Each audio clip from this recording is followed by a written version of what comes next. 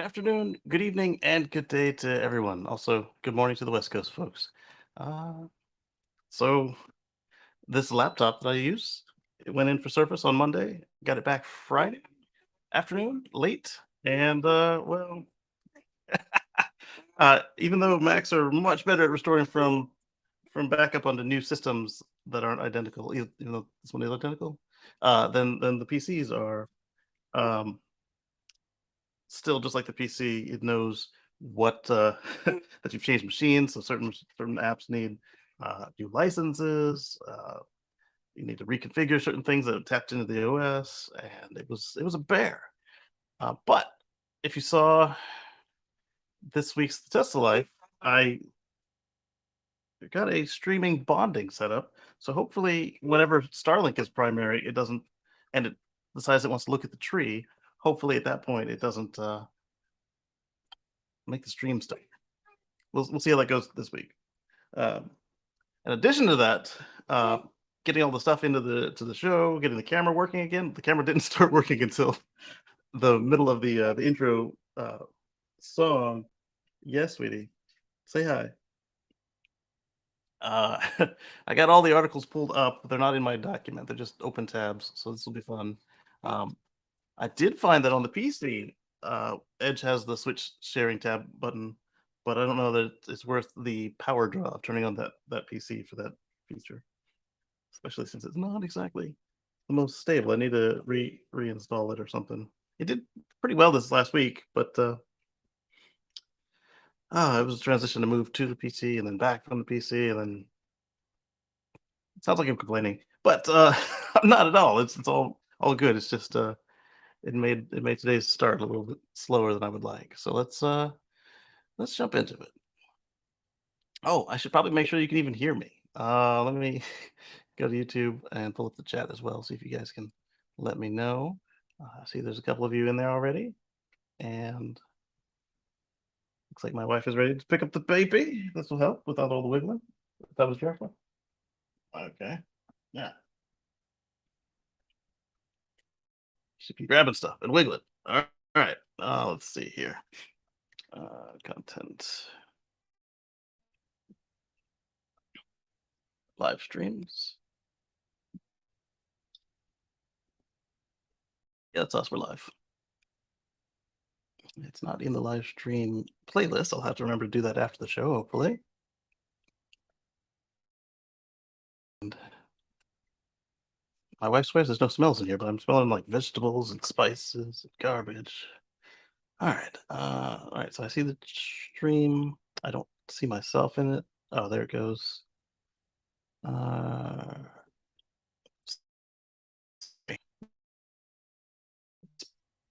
yep. Okay. Still spinning though. All right. So let's share screen.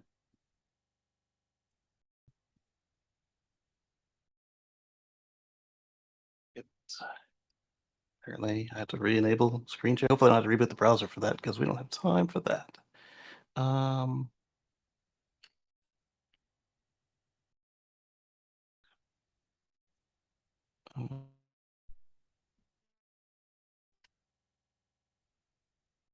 oh, we got to quit and reopen to do that. But you can't see the article.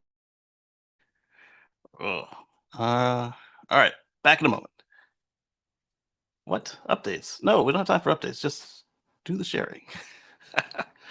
uh, to record the contents of my screen. I might still be able to share without doing that if I could share the tabs within the same application that's trying to share the tabs, I think.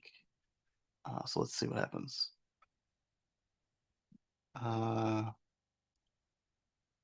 Share.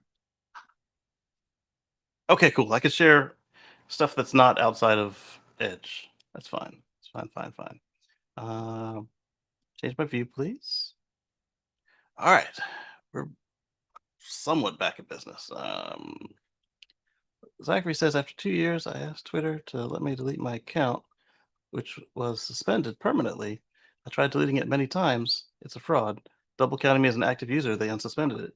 Yeah, that's especially with Elon on the hook for all that money. They're trying to juice the books, and with you not being a bot, it makes it one less bot for them to worry about. So I think that's what they're going for. You're right. Oh my goodness, thank you. Thank you very much. I appreciate it, Zachary. Thank you for the great work you do.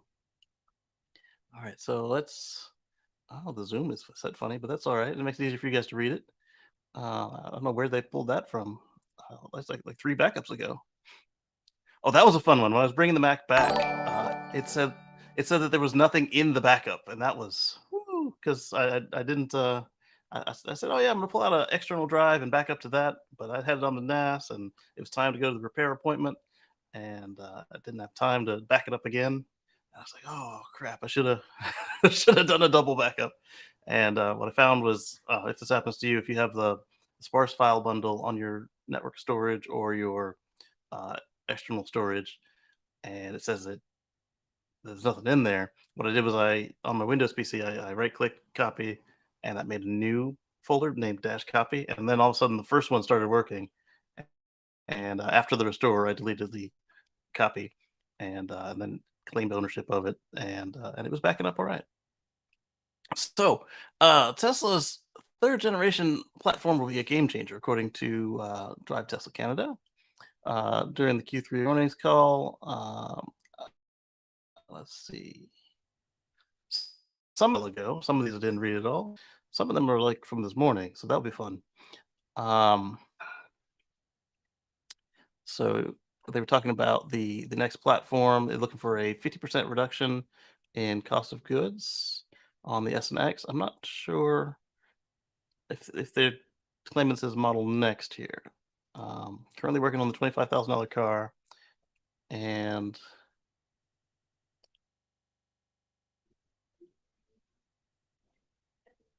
oh yeah, so I've been interacting with one of your new accounts.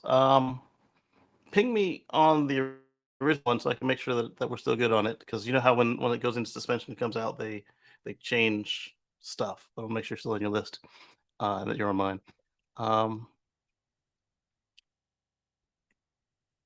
So okay, so the primary focus is for the vehicle development team, which he said is not the Model Next. Okay, so I don't know why they titled it the way they did.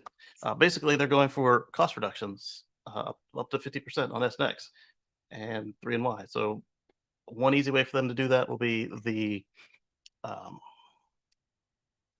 the single casting, and they've already got the gigapresses going in for Cybertruck, and they've got them for Model Y in Texas, and they've got them in Berlin. They've got the capability, but they aren't quite doing it there yet.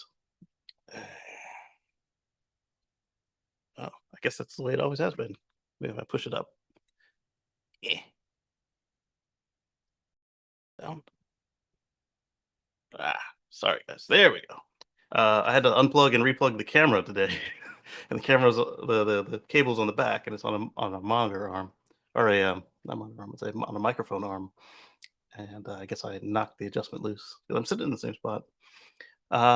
Yeah, so this will be interesting to see how they do it, and so far from what we've seen over the last what 10 years, 12 years, since 2008, they've learned, and they continue to learn and execute.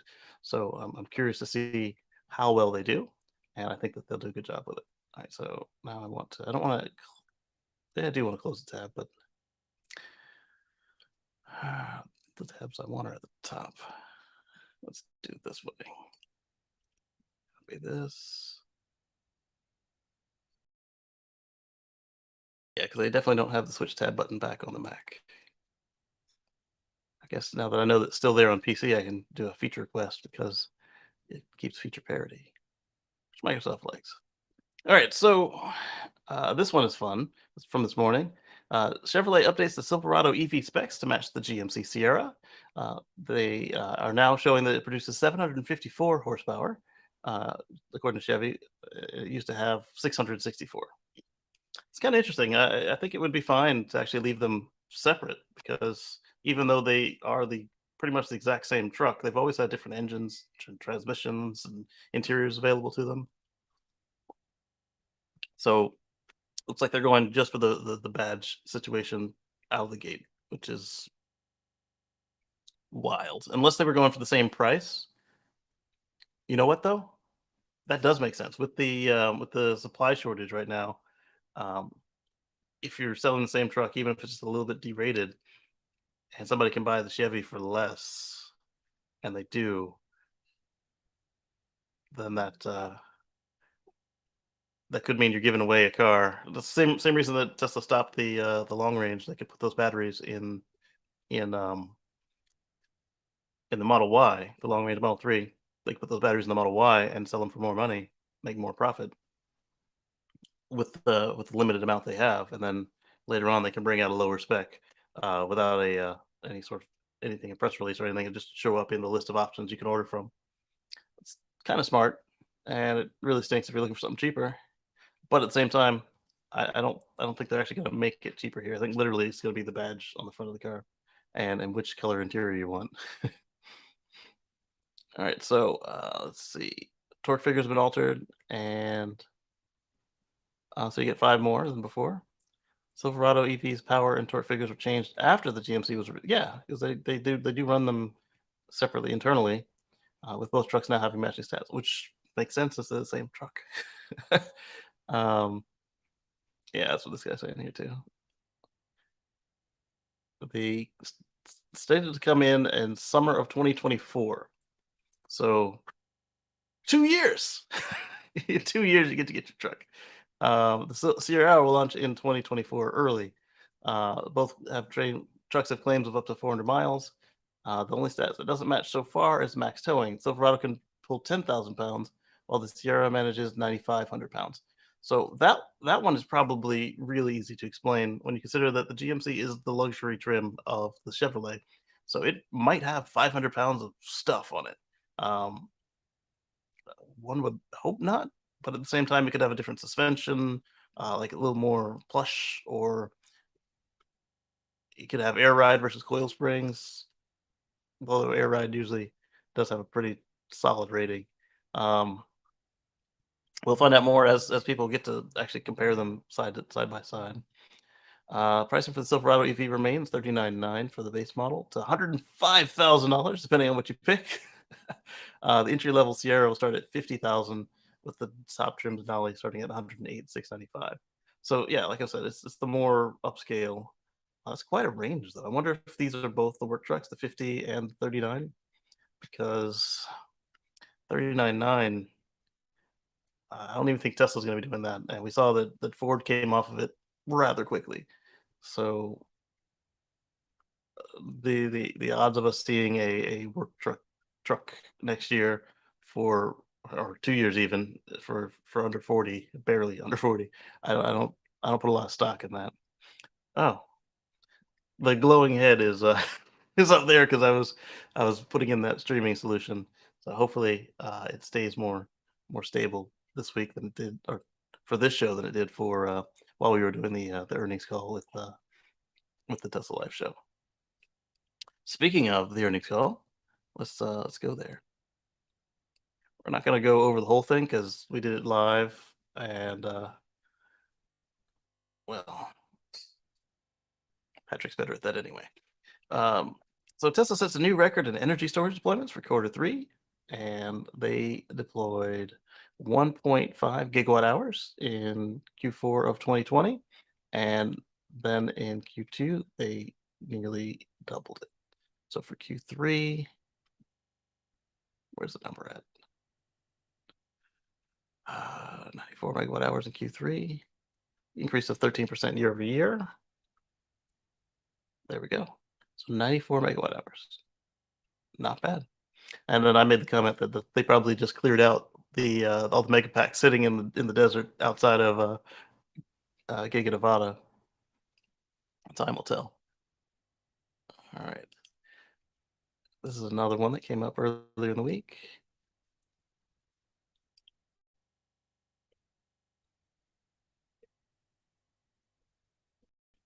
Did I do it right?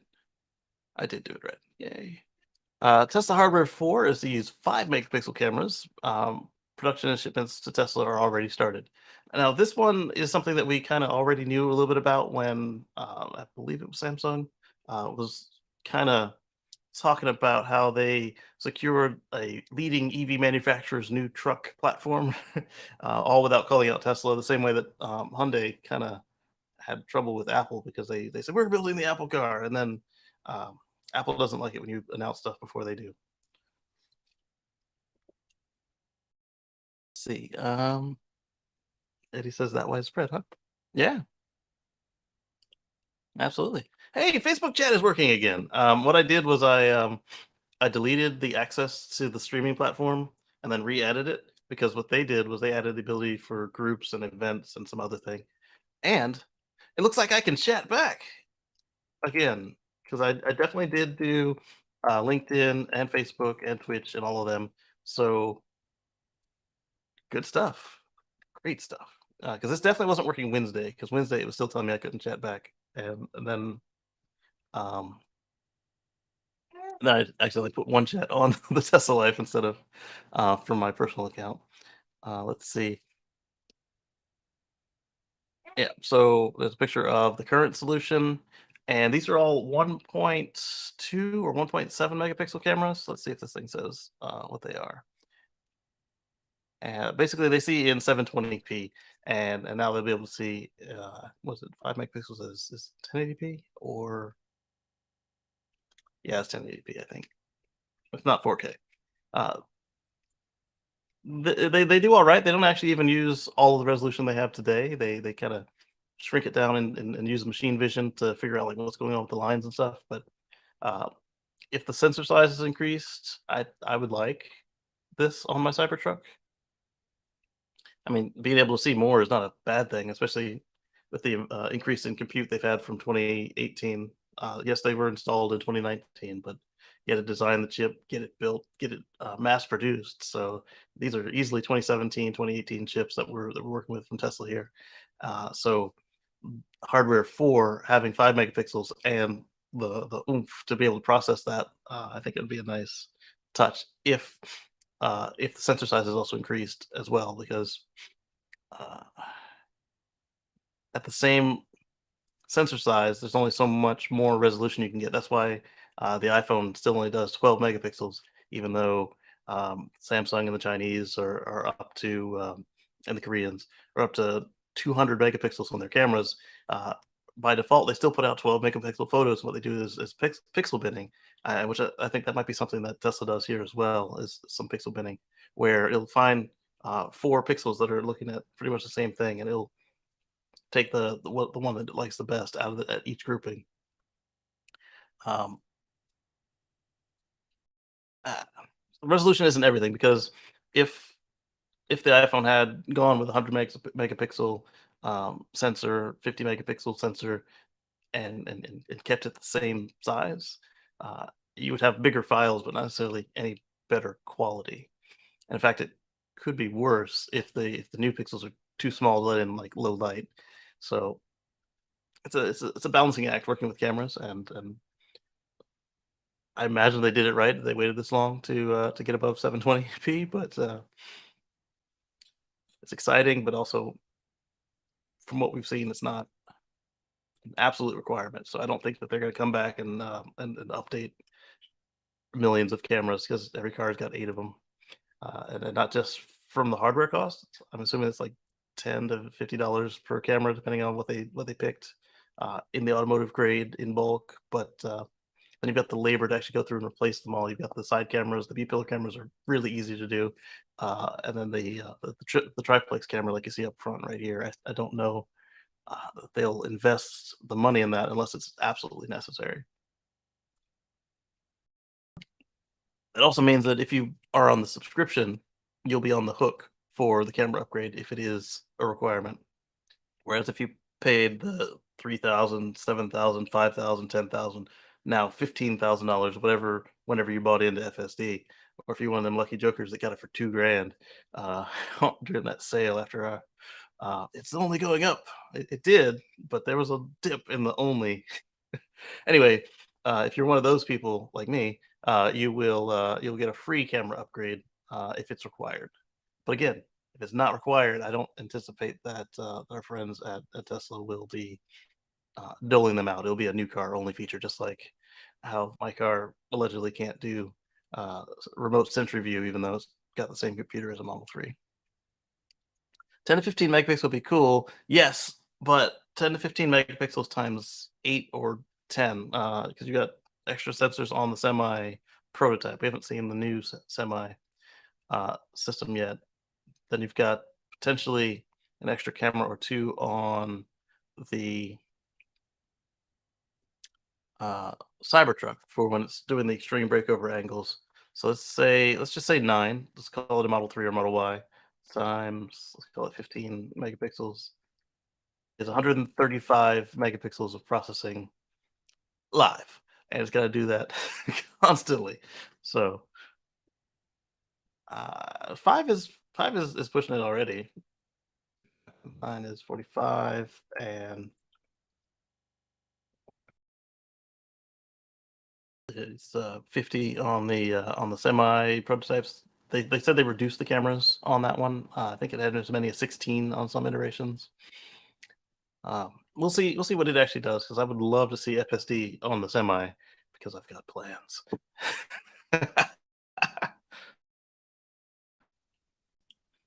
Let's see. But like Eddie's saying, if they do a chip that's designed just for image processing, even if they need multiples, and then put it in between the the AI computer and everything else, it could be done. It's just it would be more expensive and more compute intensive, but they can do it.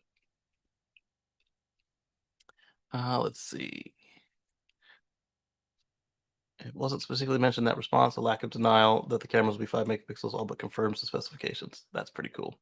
Do Teslas do bird's eye view? No, they don't, because um, they have a big old blind spot right from the fenders to the nose of the car.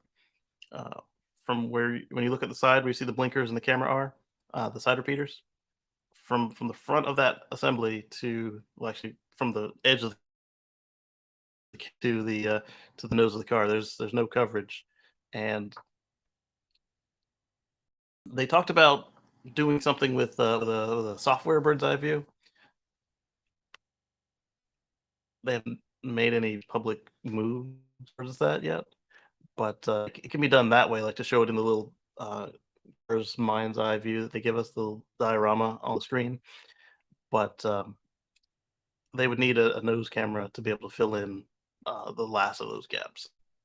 Uh, there's an opportunity to do that on the semi and on the Cybertruck. The question is on the semi if they do that. I mean, they could also redesign one of the existing cars, but it seems they're taking stuff away, not putting stuff on. Semi, the question then is what do you do about the trailer? With like well, we've seen Chevrolet do the invisible trailer trick. Is it Chevrolet or is it? I believe it was Chevrolet, GM. So the invisible trailer trick is they just the two side cameras just delete the trailer, and you can do that already on the Teslas if that's not patented.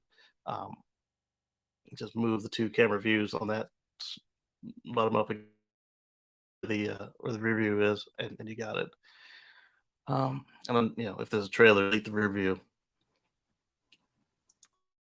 Could pull with it, but they don't have anything in the public software yet. Yeah, it is 1.2 megapixels. All right, so next, let's look at a little. Eddie's gonna love this, more of that SUV shape, right? But it's worse, Eddie. Not only is it more of that SUV shape, we can't even see it because look, this is what we got. Canadian-made Project Aero SUV gets a sneak peek. We can see the fender. It's like, ooh, we'll lift the skirt here. It's like, what are you doing? It doesn't even have wheels. But more EVs is good, and well, I wish them well, as I keep saying, with all these new uh, manufacturers. Let's take a look at what they're promising here.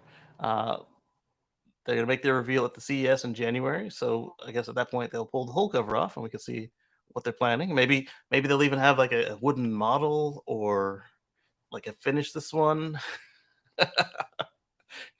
I doubt that they'll transport the clay one there and unveil it because the clay models are super heavy and very fragile. to be taking trips like that, especially from Canada to Southern California. Um, let's see. It's undergoing final construction and testing at Ontario Tech University in Oshawa. That's cool. And what we do know is dual motors, range of around 500 kilometers or 310 miles. That's not bad. 100 kilowatt hour battery that can reach 80% charge in 20 minutes. It's kind of the going rate right now. You want to do better than that if you can. Graphene brake lines. I don't know if anybody's doing that yet. At least not production. You might be able to get it in like after racing. Uh, Solar panel glazed roof. That's rare. Toyota did it once on a Prius, and Sono Motors is doing it on their car, and of course the Aptera. But the Aptera is actually big enough that actually is a an appropriate solution for them. They're not too big to the point where they're just trickle charging over months. I mean, I guess it is still trickle charging, but they can use that amount of power. A new seat cooling system. That's interesting. I'm curious what that means. Other than Can-Am, do Canucks. Let's see. We'll have 95% Canadian content on board. Well, there you go. Everybody likes it when they can get something at home from the home team. The little glimpse house is excited. Here we go. That looks like this for sure. But is this the concept and that's the production intent up there? I like the no door handles. Those wheels will never make it to production. Those little rubber bands on. He had a speed bump and they're gone. Forget a pothole. Any comments on this one? I haven't been able to get the comments to load on the on this internet bonding, or at least not for Drive Tesla.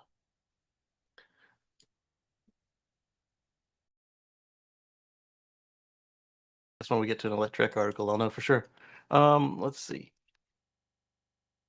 Oh, my settings are all messed up. I only saved the tabs. I didn't save the settings. This will be fun. Uh, uh, Riven employs a former Waymo exec to advance its autonomy and AI efforts. This is a smart move, and also I'm wondering what were they doing before, because Rivian said they were going to unleash their self-driving starting off-road, like in the woods, driving through the trees and stuff. And I was asking the engineer how they plan to make that work, and he asked it 8 different ways, and I pushed, and none of it came through. So I guess this was why. Maybe they weren't sure yet how they were going to tackle it, and now they've decided they're going to pull on some talent from Waymo. They've pulled in James Philbin for a newly created role. He'll be in charge of the EV startup's interest in vehicle autonomous driving. And the car has at least 8 cameras on it. I think it probably has more. I haven't gone around a production Rivian to count cameras, and when I was there with the engineers, they were real coy about where they all were, and and they said, "Oh, this is a prototype. Don't count this one. That's a prototype." So we'll see. See RJ's comments. Flex Riven's new position on self-driving. He says, as we look at our future roadmap, the integral role of AI and machine learning, James's arrival couldn't come at a more impactful time. There you go.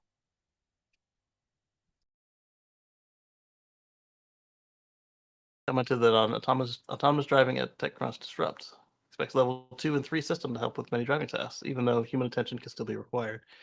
We've got something on that coming up. Let me see where I've got it. Well, when I find it, we'll talk about self-driving and I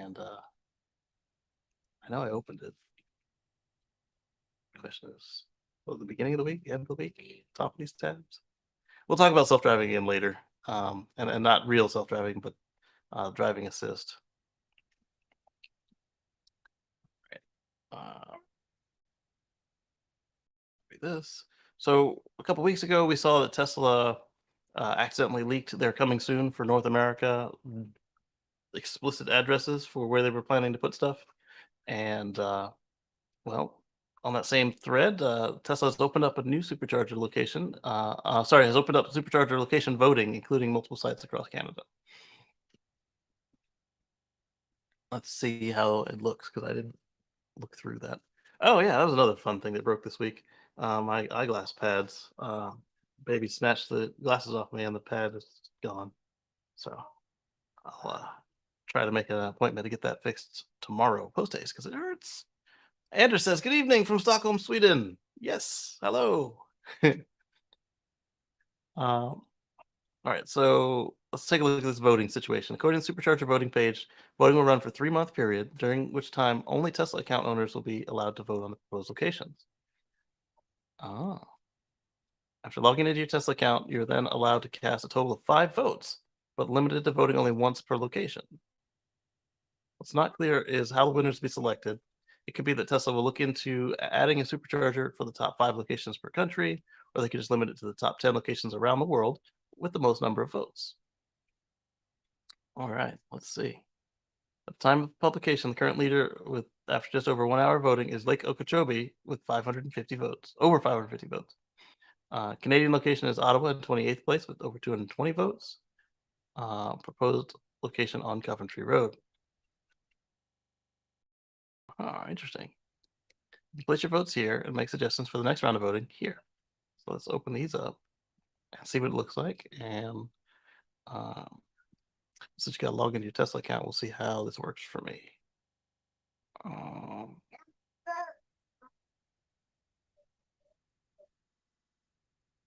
Okay, we can look at it without logging in.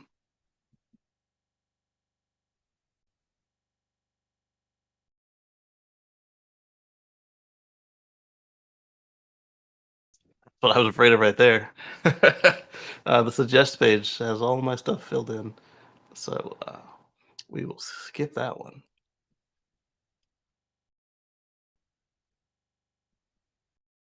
Oh, okay. So on the suggest page, I'm just reading it since it's got all my stuff filled out. You can suggest a location. It's got a little picture of a supercharger on the left. It's got your information on the right. I think my machine filled this in because if I'm not logged in, how would you know who I am? I mean, I've logged in. Well, no, I haven't logged in on this computer to Tesla before, so how would they know who I am? Um, So the benefit of a location is something you put down after you suggest an address. You can put select one. You can need to get my travel needed to get or sorry need to get to my travel destination. So it's necessary to complete your trips. The next option is need at my travel destination. So that would be probably a lower speed model. Then there's no charging in my area. Then finally, oh not finally. Next is need more charging in my area. Okay, so my last place, I could put that need more charging because there's no charging is no longer an option for that place. And the last one is other. Let's see what happens if you pick other. All right, it does not ask you to tell them more about why you picked other. All right, so now that that's done, let's go here to the Supercharger voting and replace it in this window here.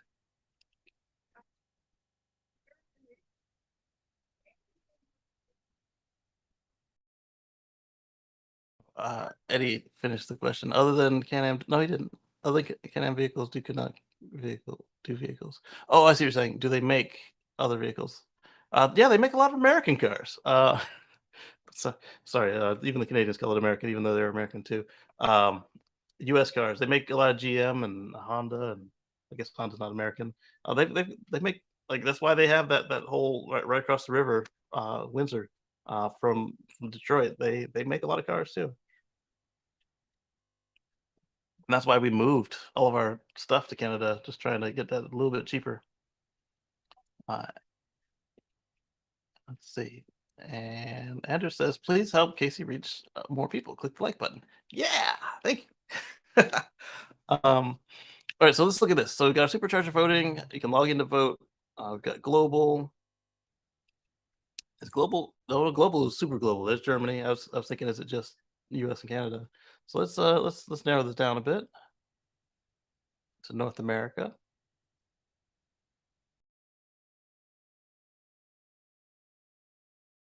Right. Like they're like the 53rd state. As much as they hate to admit it, um, they've just got a better, let's call it like better local policies in some areas. Let's see. So Big Bear is winning at 3,100 votes. Silva, North Carolina. Does it give you an address? Or just the town?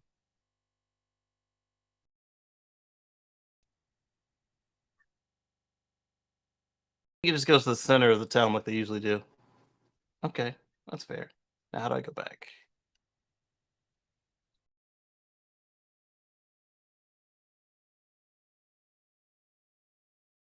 You don't really go back. You just click on the next one.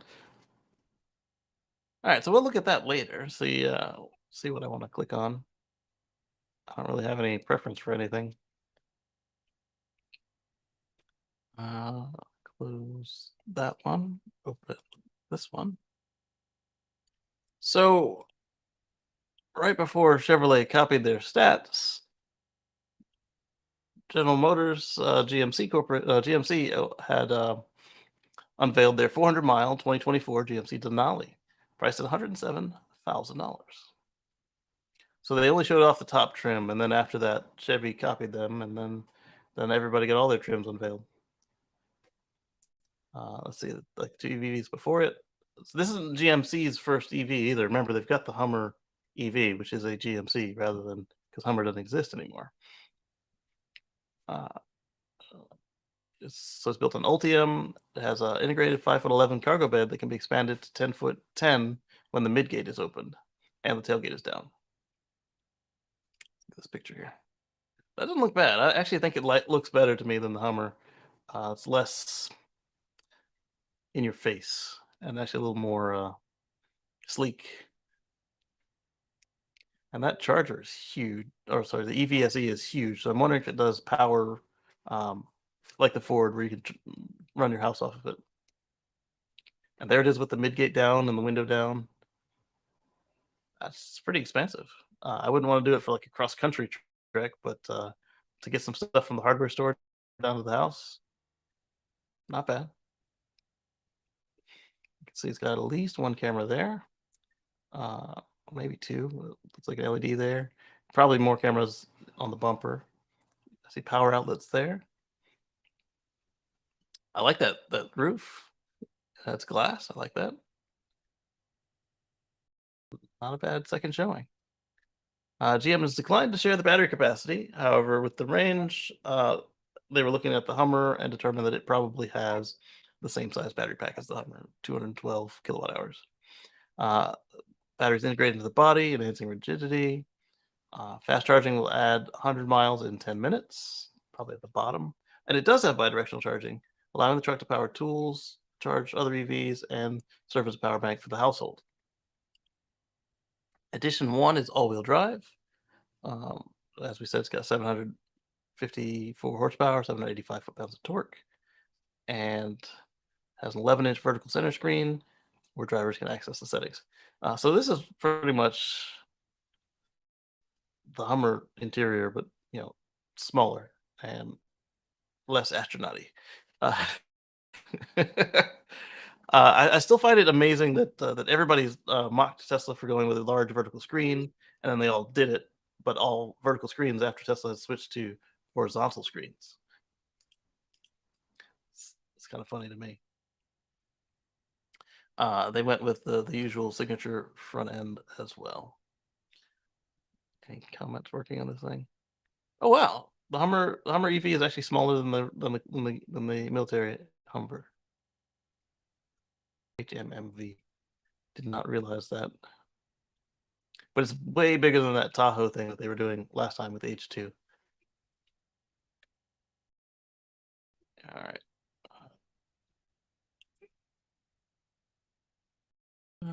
This one's a fun one. Especially now that I'm no longer registered in Virginia with Tesla. I might actually be able to use these. Tesla referral program may be returning soon with some new rewards. Get the Lux. And they used to give you up to 2 free roadsters at one point. My current EVSE is from the program. And what else did I get from them? I got a charger and supercharger miles. Bless you. There was something else that came from the program. I think it was the second charger. um, I looked at the Model S for kids, and that was before we were planning on kids, and that would have been a fun one. Yes. So anyway, looks like according to the source code, it'll be coming back. Uh, let's see. The most interesting are references to the ability to not only earn supercharger miles, but also redeem referral credits for official merch and accessories, or even software upgrades for your vehicle. There's also a reference to a new referral challenge. So right now, I think that's going to stay offline for, but maybe next year or in certain countries they may open it up as they want to fill out the order books. But right now, with them anti-selling and raising the price left and right, I don't know that this will. I wouldn't hold my breath waiting on this program to return, but it's nice to know that they didn't give up on it either. If the referral program does return, will you be selecting supercharger miles or opting to buy official merch and accessories? Well, with what I'm planning to do with the Cybertruck, I'll be opting for the miles because they're probably gonna try to find a way to kick me off the unlimited supercharger miles with what I'm about to do with the Model X. Is that so, baby?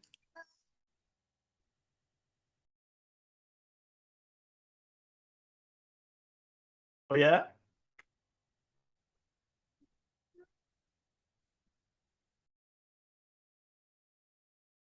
They say she's bilingual, but we'll see.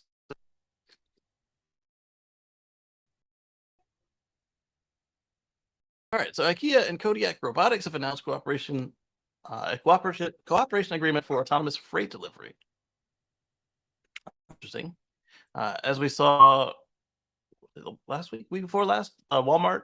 No, not Walmart. Sorry, the Canadian grocery store was doing deliveries in the Ford Transit. So, uh, I mean, I don't see why this is. It's not far fetched in any way because Volvo, also a Scandinavian company, was doing the autonomous semi truck demos. Their truck was a skid, though it didn't have a cab because it didn't need one. It was drive wheels, steer wheels, drive wheels, batteries, and it was all wheel, and that was it. There's no cab or engine area to it. So you'll see IKEA airport between the distribution center in Baytown and IKEA. So that'll be pretty much like what we saw with the grocery store, where it's got a fixed route and probably a little easier to do it that way. Keep stuff in stock. They were having for the shortages. Here we go.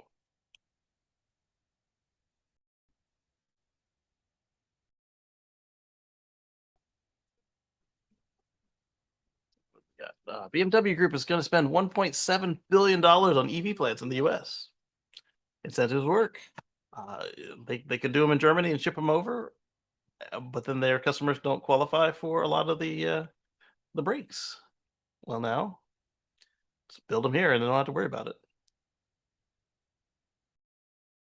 Let's see. According to BMW, the new facility in Woodruff, is that Woodruff, South Carolina, will be a million square feet and have an annual production capacity of 30 gigawatt hours. Yeah, Spartanburg. So that is Woodruff, South Carolina.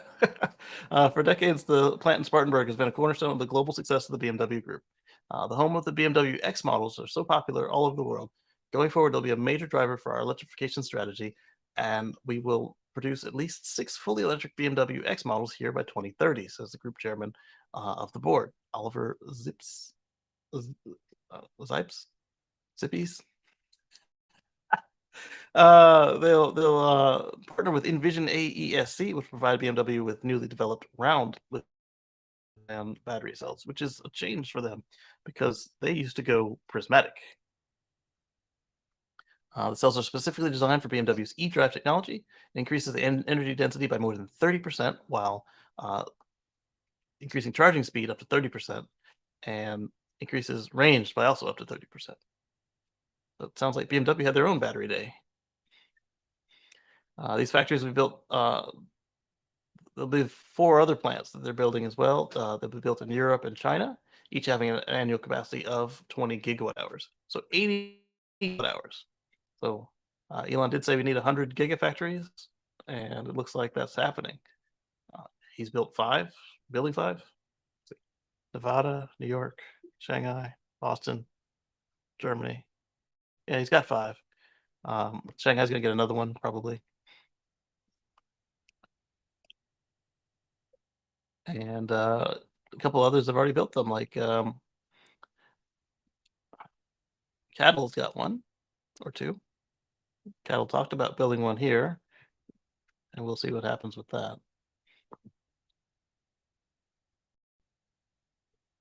All right.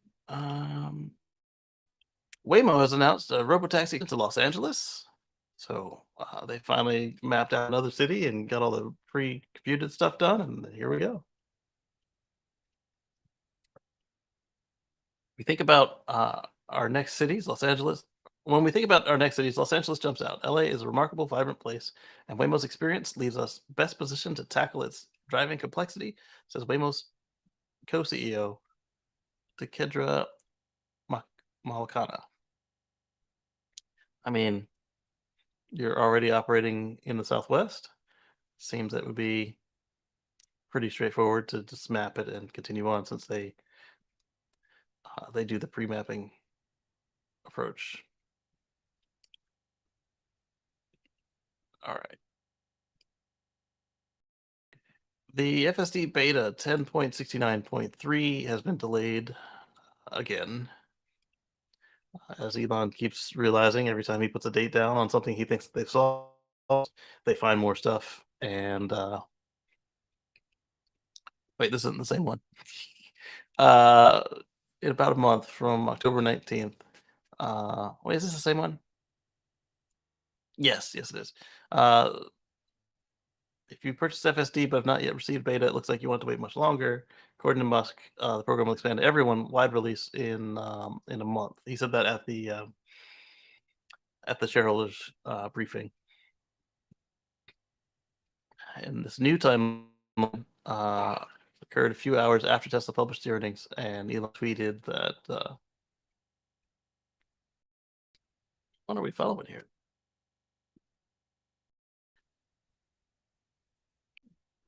Sorry, I think that I'm combining what he said at the shareholders versus what he tweeted later. He later tweeted that it's not going to happen on Friday.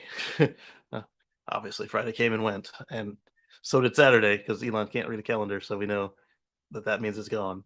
Um, he's usually within a day when he says a day, and it's going to happen.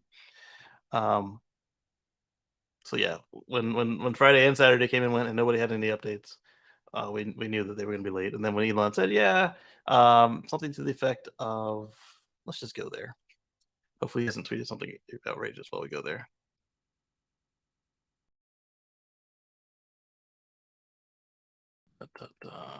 I don't know if it was a tweet or a reply.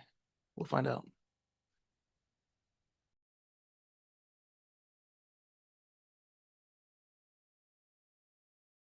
Yeah. All right, so that's him being paranoid about social media, I guess. Uh, yeah. So this one sounds kind of cool to me. Neuralink show and tell is going to be on November 30th. I am obsessed with Neuralink, especially even in the first iterations where they're going to help um, people like paraplegics and such, where uh, they'll actually need 2 Neuralinks. They'll need one to read the signal and another one to bypass the spinal break or other damage and get out to their legs and arms. So I guess quadriplegics. I know nothing is forever. Did I reply to somebody? And nothing is in braces there. Pipes. How the borders have changed over time. That's kind of cool. Launched its stack of the Catch Tower. That was pretty cool. Our most advanced paint system yet, allowing up to 13 layers for depth and dimension, a hand-painted look. This is at Giga Berlin. And I believe this one had music. No, this one's only 2 seconds long. No, that was just a video. That launch stack is pretty cool. I hope they see the success that they're talking about with this. Can't wait to go see the first launch of this Starship system.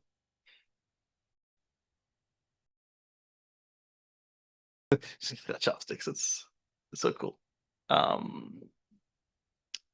right, so this is one I was going to do later, but since we're already here, only Giga Berlin can make these colors. The paint shop is specially built to apply many fine layers of paint, giving it complexity not otherwise possible.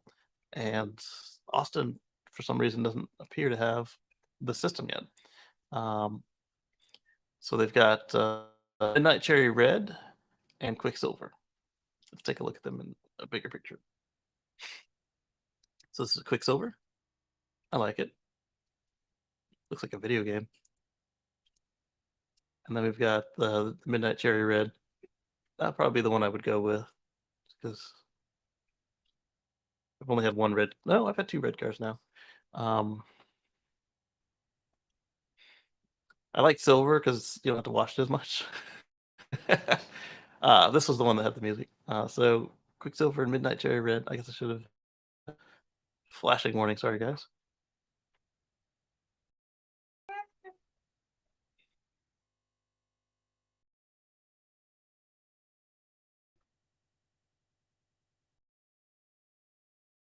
And there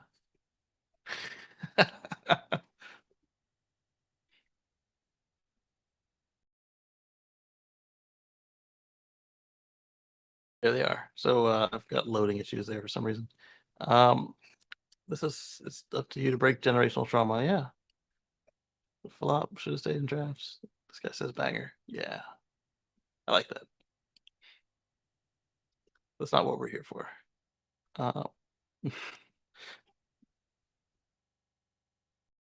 Grass on the 40th launch this year. That one we've got something coming up as well. They deployed another 54 SpaceX Starlink satellites. And oh, this is kind of cool. So after 10 years of supercharging, 46 countries, 35,000 stalls, 20 billion miles charged. This is every supercharger in North America. The Mexican supercharger rollout has gone on kind of quietly. Good to see they've done it. You still can't quite get all the way across. Got quite a few in Puerto Rico. Europe has continued to just explode, which is cool. And as is China, and surprisingly Japan. Japan's got a lot of them. South Korea is just, they're covered. You don't have a problem getting your Tesla across South Korea. And Australia has finally seen some more rollout. I know it's not necessary because of where the people are, but I would still like to see you be able to travel the whole country by supercharger. Because right now, I don't even know if they have enough roads to actually do it, but I'd like to be able to see. I know that you can drive Australia. I'd like to at least see the supercharger connect the drivable areas. Tasmania's got a couple. Do you not have superchargers in New Zealand? I don't. Or is that. No, that's all Australia.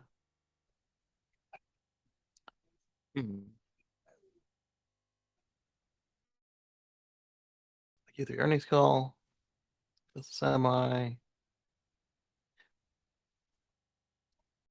There's another one we're going to go over is internet in airplanes. And oh, I didn't realize that the burnt hair was a limited edition when it wasn't sold out weeks later. Only 1,300 left of this unique limited edition collector's item. And sold out.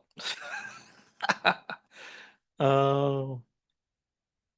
This is another one we're going to go over. The SpaceX rideshare program has had an adjustment. what I was looking for was where Elon replied to or stated that the software would be coming later because they had more testing to do, basically.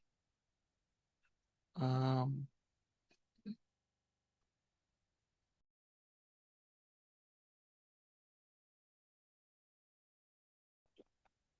from quotes found on the internet, they're often not true. Understanding of Venn diagrams, attempts to follow math ability. All right, so since it's probably in his replies and his replies are probably a mess, let's take a quick look. Um,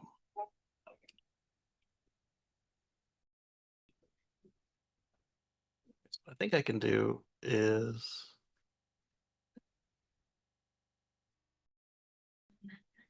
I don't know what Elon's obsessed with the woke culture for. What's wrong about not hurting people's feelings on purpose?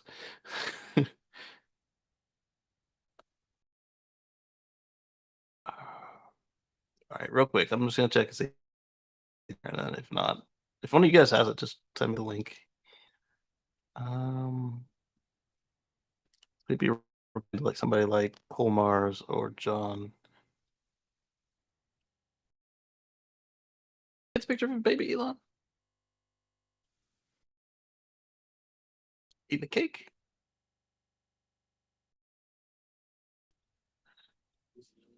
Oh boy. There we go. So John asked, when is FS Beta 10.69.3 coming? Elon said next week. It's actually a major release, so there's a lot more internal testing is needed before going to public beta. Sorry, I wasted so much time trying to find that individual tweet.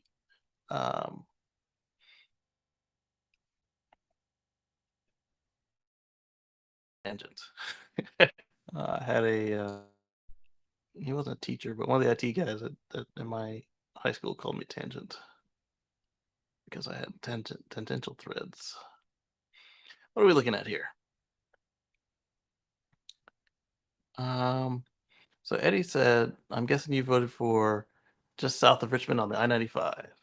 I haven't even seen the places to vote on yet, and I don't know that I need to. I guess what I'll do is I'll look and see if there's any gaps, and I'll vote on the gaps because got some plans in store, and Virginia is not in them, not for the near future. All right, so Tesla posts record Q3 2022 revenue on record deliveries. The earnings per share non-GAAP was $1.05, and Wall Street was expecting $1.01. Let's see. I do make it to DC to Charleston Drive a lot. Well, I used to.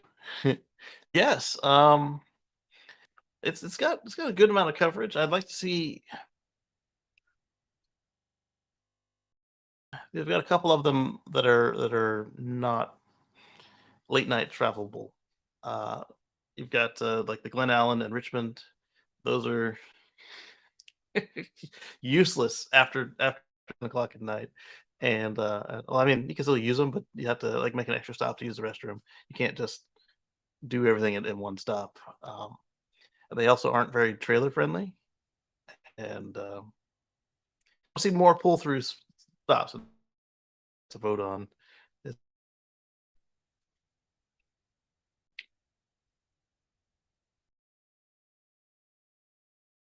Nate. Okay, Nate. Facebook comments are broken again. I'm sorry. Um, yeah, yeah. Nate and I, we know each other from real life. All right, let's see. Earnings per share, the revenue, profitability. We did a whole show on the Tesla Life about the quarter 3, so it was meant to be a quick summary. I'm not going to go through it all again. It was 2 hours, but you can watch it on fast forward, paste and go. Actually, it was 2 hours and 8 minutes. And I need to download the source and get the podcast uploaded. I was on the PC that day, so I didn't have what I needed to. The PC can do it, but I don't have the PC set up to make the podcast right now. Cybertruck moves from in development to tooling as production nears. So this was listed in the report that came out at the beginning of before the report, before the call, and so it used to say uh, in development on the chart of how much each car can produce at each facility, and they ticked over to tooling because it's almost time. Do they have a link? Yep, right there. So this chart right here in the reports is always read in development for Cybertruck. So California, 100,000 S and X, 550,000 threes and Ys. I think that was updated recently, but not this time. Shanghai is now at over 750,000 Model 3s and Ys. Berlin is at over 250,000 Model Ys, as is Texas. Cybertruck is in tooling. Tesla Semi is in early production, and notice that they decided it's going to be at Nevada for sure. And on the call, Elon said that that the Semi will not use the 4680s, and that was a surprise to us because during the presentation for Battery Day, Elon had the Semi and the Cybertruck right there on a column for the 4680s and high nickel. But apparently, it was just the high nickel because the 2170s are still high nickel, and they're building them at Giga Nevada. So I mean, I could see them shipping in 4680s and building them there, but what I don't see them doing is shipping in 18650s to Nevada, since they build 2170s right there on site from scratch. So my theory, my no, not really theory or hypothesis, but my conclusion is just logical that it makes sense that they build them there, they build this there, put these things in that thing, and then roll them out. So while they're not using 4680s, it hasn't been stated explicitly. I assume that they're using 2170s because they're built in the 2170 factory. Next up is Roadster, Robotaxi, and more, and those are not yet on the way. And here we can read the full report. It's got a cool picture of a Model X. And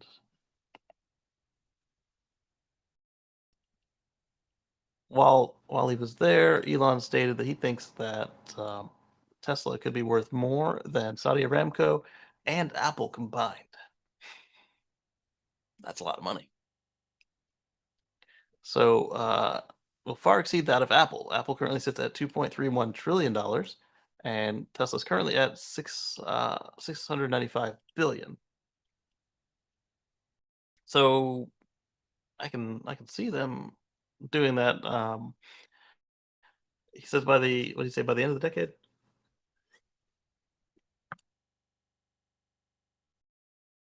I can see them doing that.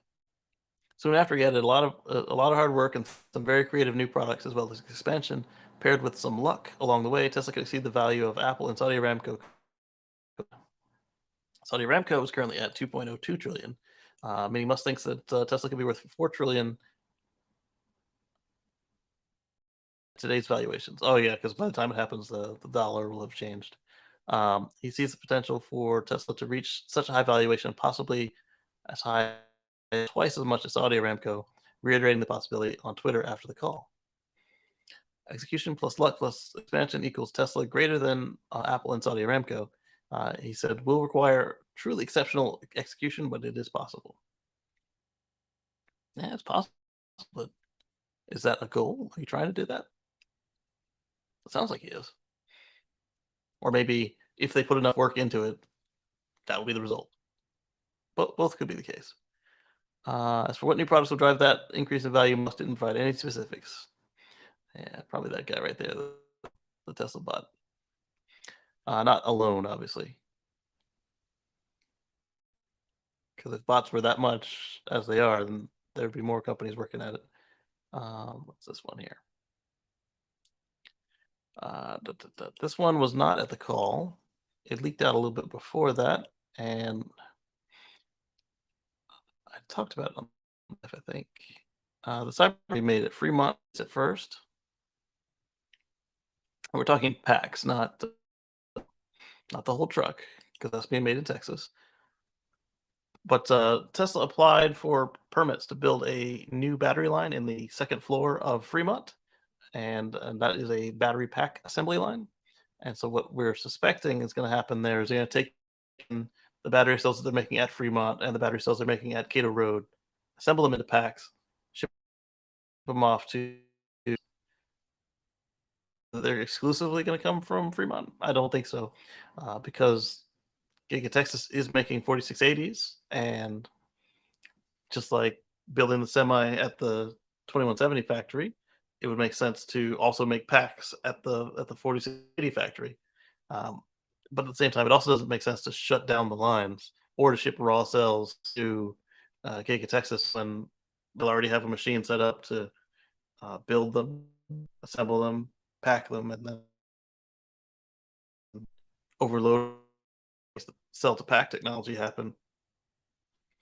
You can just ship packs, and then they can just add the storage system and load in, like, say you get 50 pallets from Fremont, load them in right next to the ones that you're loading in off of your own assembly machine. All right, so in August they submitted this permit to Fremont to build a battery manufacturing line at the Fremont factory. According to the permit, Tesla wants to install the new cell to architecture battery B build line on the second floor of CTA, but I'm assuming that's cell to architecture because it's a structural pack. Um, battery battery B built line on the second floor of the main assembly building. There's been no announcement by Tesla as to what vehicle the new line will be producing battery packs for. It will reportedly be the Cybertruck, and that's why I'm suggesting about just shipping whole packs over there. Um, the other possibility here, if they do testing on Model Y at Fremont, then they could just send them downstairs and for 4680 structural packs for Fremont ready.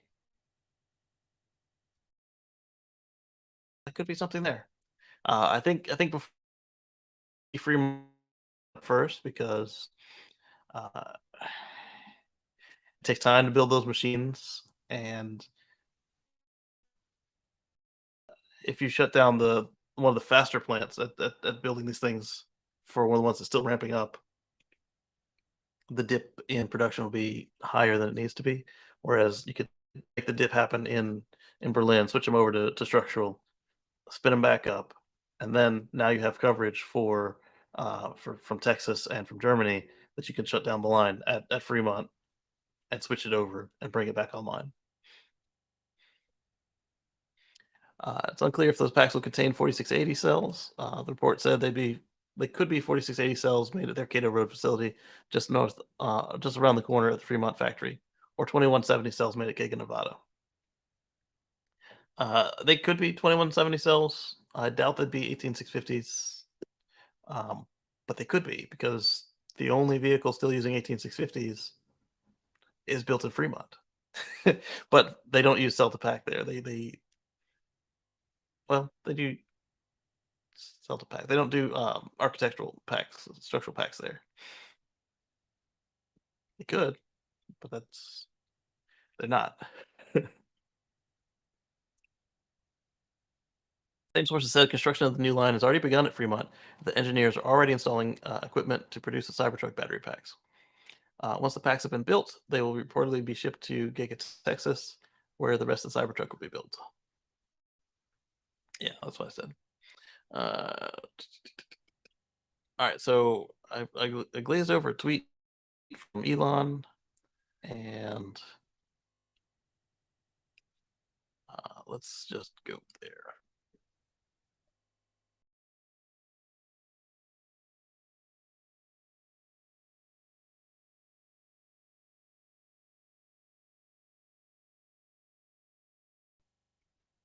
I love that that their websites generally let you just type in whatever you want, and they'll take you there.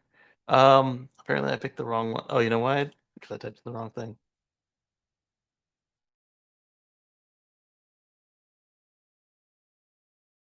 Wrong site. I wanted Starlink, not SpaceX. And did it work?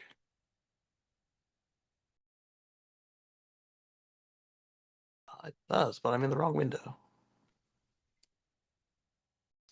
Can't even see my foolishness. I just pasted that link here.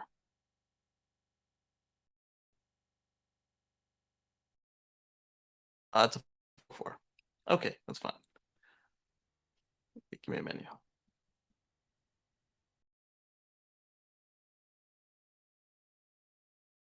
Because I spelled it wrong. All right, so there's a new trim of Starlink, new level plan, and if you thought that maritime was expensive, I've got news for you. And this one, I'm not even mad at. Like with maritime, I was of the notion that there are family sailors, etc., and they can't afford it, so there should be a plan for them.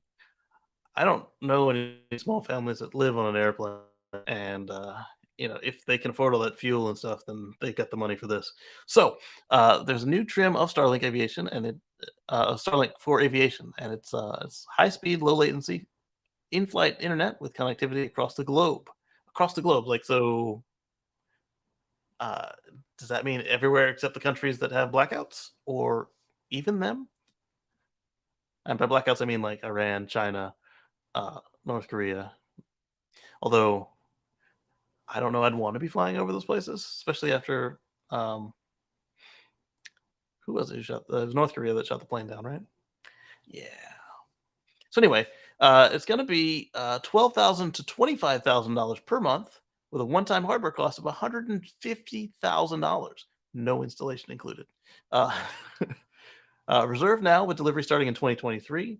Uh, as long as you're paying that $12,000 to $25,000 per month, they will give you a lifetime warranty on the hardware for the duration of your subscription, which is a change because Starlink Residential RV, Starlink Business, and Starlink Maritime, uh, you get I think a 1 year warranty on the equipment, and then if something happens, you got to buy it again or pay for service. Uh, I love when companies do this. As long as you're paying for the subscription, you've got a lifetime warranty deal.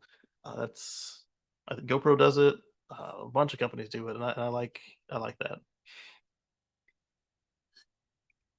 And even better when it's not the warranty that you're paying for constantly, but you're paying for just the regular service, and they just include it. That's it's very customer friendly approach. All right, so what you get is you get you can do all the Starlinky stuff, up to 350 megabits to each plane, enabling all passengers to access streaming capable internet at the same time. And you may be thinking, well, 100 people, 350 MIPS, that's not a lot, is it? It's not for the big jumbos yet. It's for planes. Well, that's just a wing. I'll tell you what planes it's for in a moment. Latency as low as 20 megaseconds, milliseconds. Like megaseconds would be bad. It's like let me send a pigeon with the with the packet and wait for it to come back.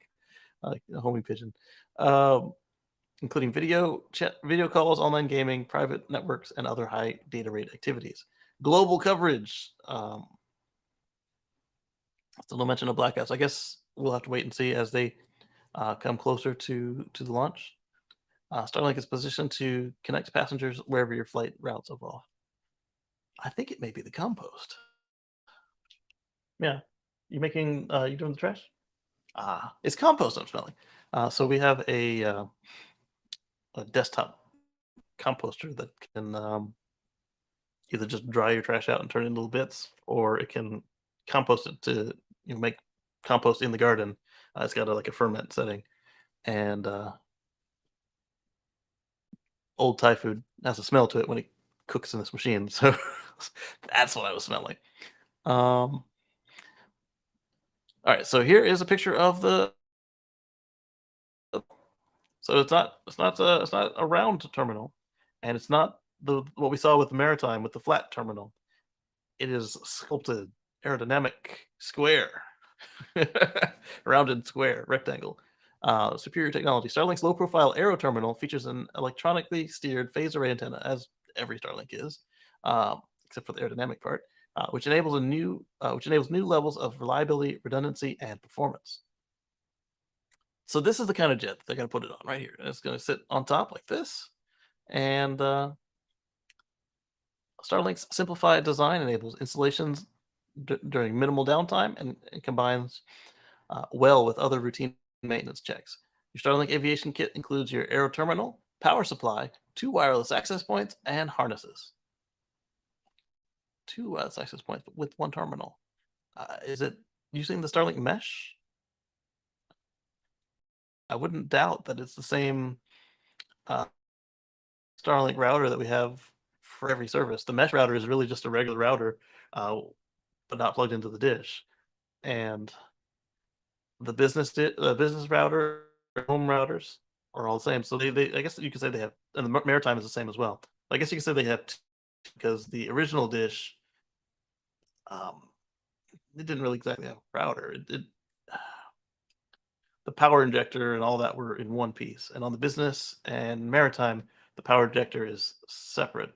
So you can go Ethernet directly if you want to. And you can go Ethernet directly on the version 1 as well.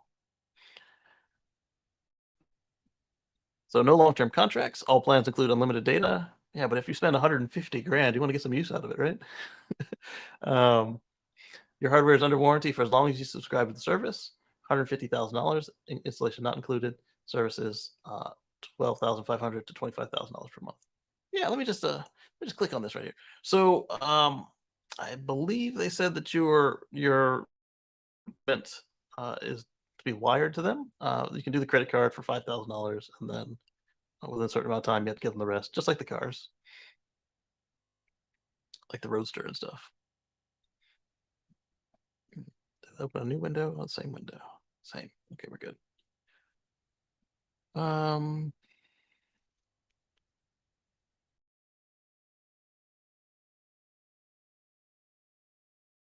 want aviation. What aircraft types are supported? You can get it on STCs are available, which is a supplemental type certificate, are in development for the following aircraft: the ERJ-135, ERJ-145, G650, G550, the Falcon 2000, the G450, Challenger 300, Challenger 350, the Global Express,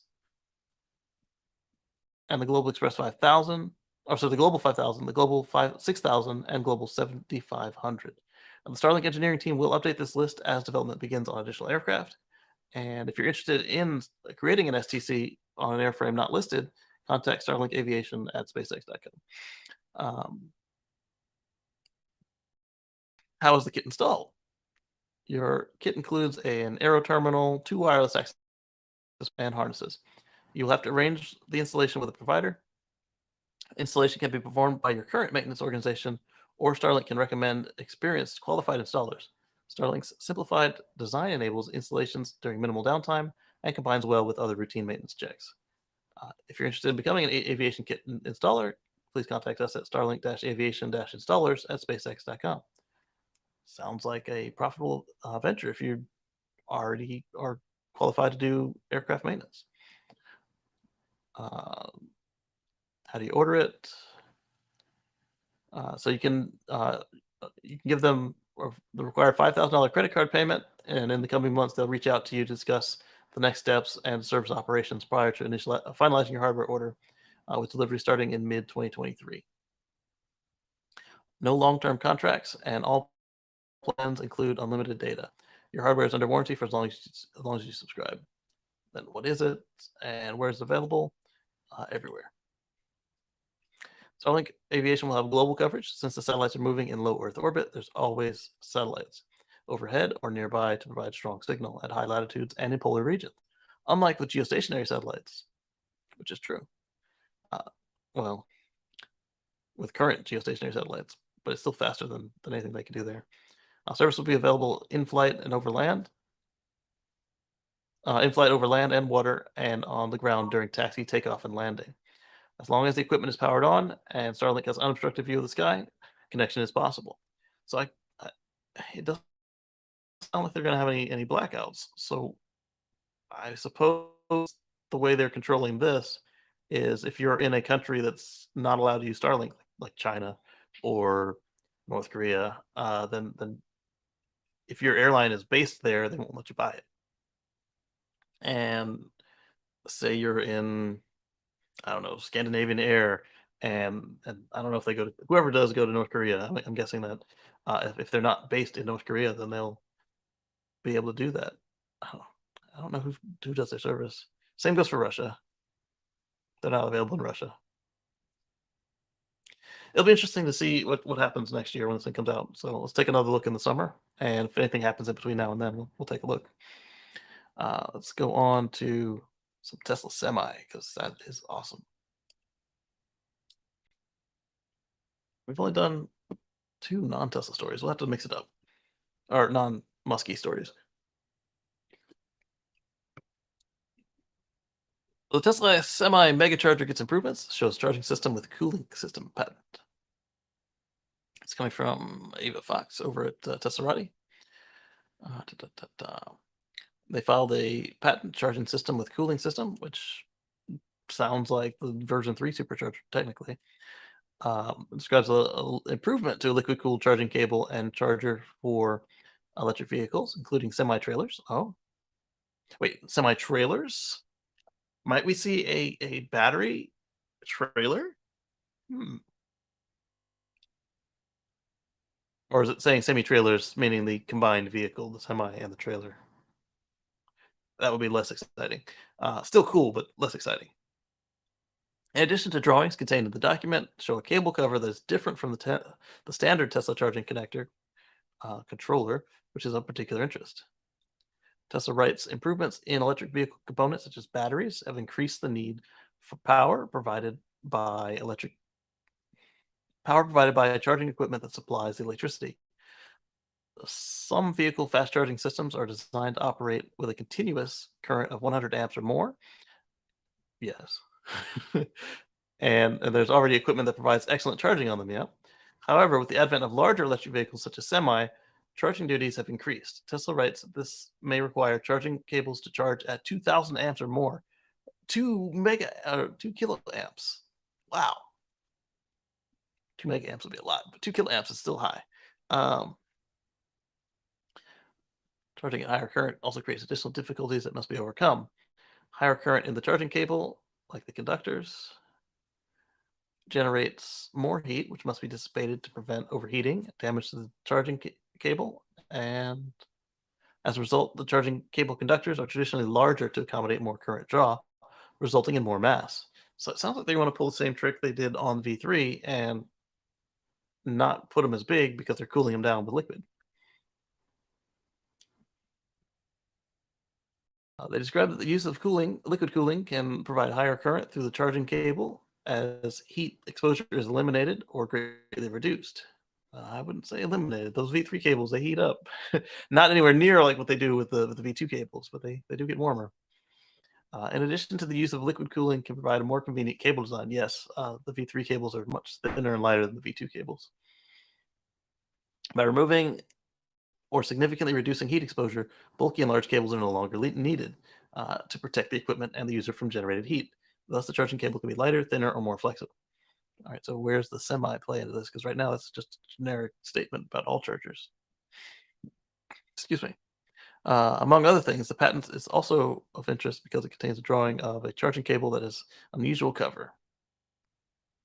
Interesting. All right, so this is MCS2 still. I'm hoping that they find the time to switch over to MCS3 before these things hit the market, because unless everybody else rolls out MCS2, we're going to have yet another fractured charging system. All right, Figure 6 illustrates an alternative embodiment of the controller, 102, having an alternative cover, 450, and interface, 452. All right, so the cover here, like the handle, and 452, the interface. However, as illustrated in Figure 7, the utilization of the return channels 410 and 412 and supply channels 414 and 416 remains the same or substantially similar. So this may be something that's different, aside from it being a megacharger handle. One thing that's different is they patented before on the V3 handles to have the coolant enter the conductors, or not enter the, but cool the very tips of the setup. And I think that they only went with as far as kind of behind all of that rather than fluid all the way through it, or maybe even just the cable. I don't recall, but they showed some work for cooling everything, and it looks like they're actually going to do it this time. Accordingly, the connector geometries illustrated in Figure 6 and 7 provide additional heat exchange and fluid flow for conductive fluids. There we go. So we've got sensing, management, manifold, connector, path, heat exchange, reservoir, and filters. Well, that's exciting. All right, so it's not discuss that's broken. It's discuss on-drive Tesla that's broken. 2,000 amps at 800 volts is 1.6 megawatts. Is that enough to meet the target of 80% in 30 minutes? 800 volts is a bad assumption, question mark. Could they be going to 1,200 volts or higher? Ooh. Wow. 1,200 volts would be incredible. 1.2 kilovolts. All right.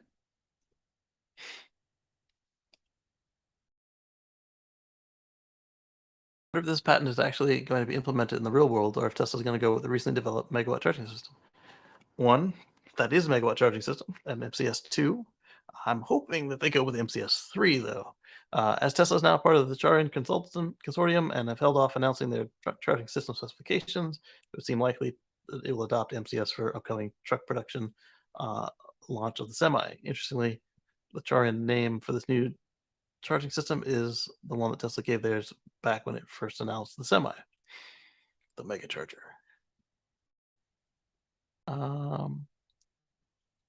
Does it cover the cables or just the connector design? I think it's just the connector.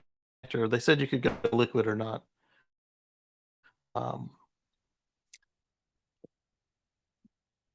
Yeah.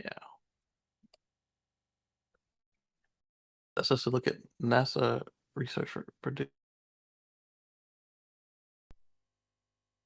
It'd be nice to include as many figures included in the patent and gives detailed description with the figures not presented. Exactly. That's why I was scrolling down hoping to see it, and they didn't have it. All right. So this one is one I actually made a video on. Videos actually, 2 or 4, 2 or 3 on my channel, and then 2 or more on other people's channels about escaping from your Tesla if it's in a catastrophic event, like it's on fire or been in a really bad crash. And I mentioned that the Model Y made a step up from the Model 3 in that there was a provision to. I need to get some padding for that thing before my appointment I'm going to make. So Y is a step up from the Model 3 in that if you have tools set up or if you mod your vehicle before something happens, that the rear doors can be opened manually, whereas the Model 3 did not have this. Well, Tesla actually went a step further and they increased it. So here's the old one I made the video on. You'd have to remove the rubber floor and then have some kind of pry tool ready, or have modified this already, like with a pull string or some way to get it out without tools. Now here's the new design.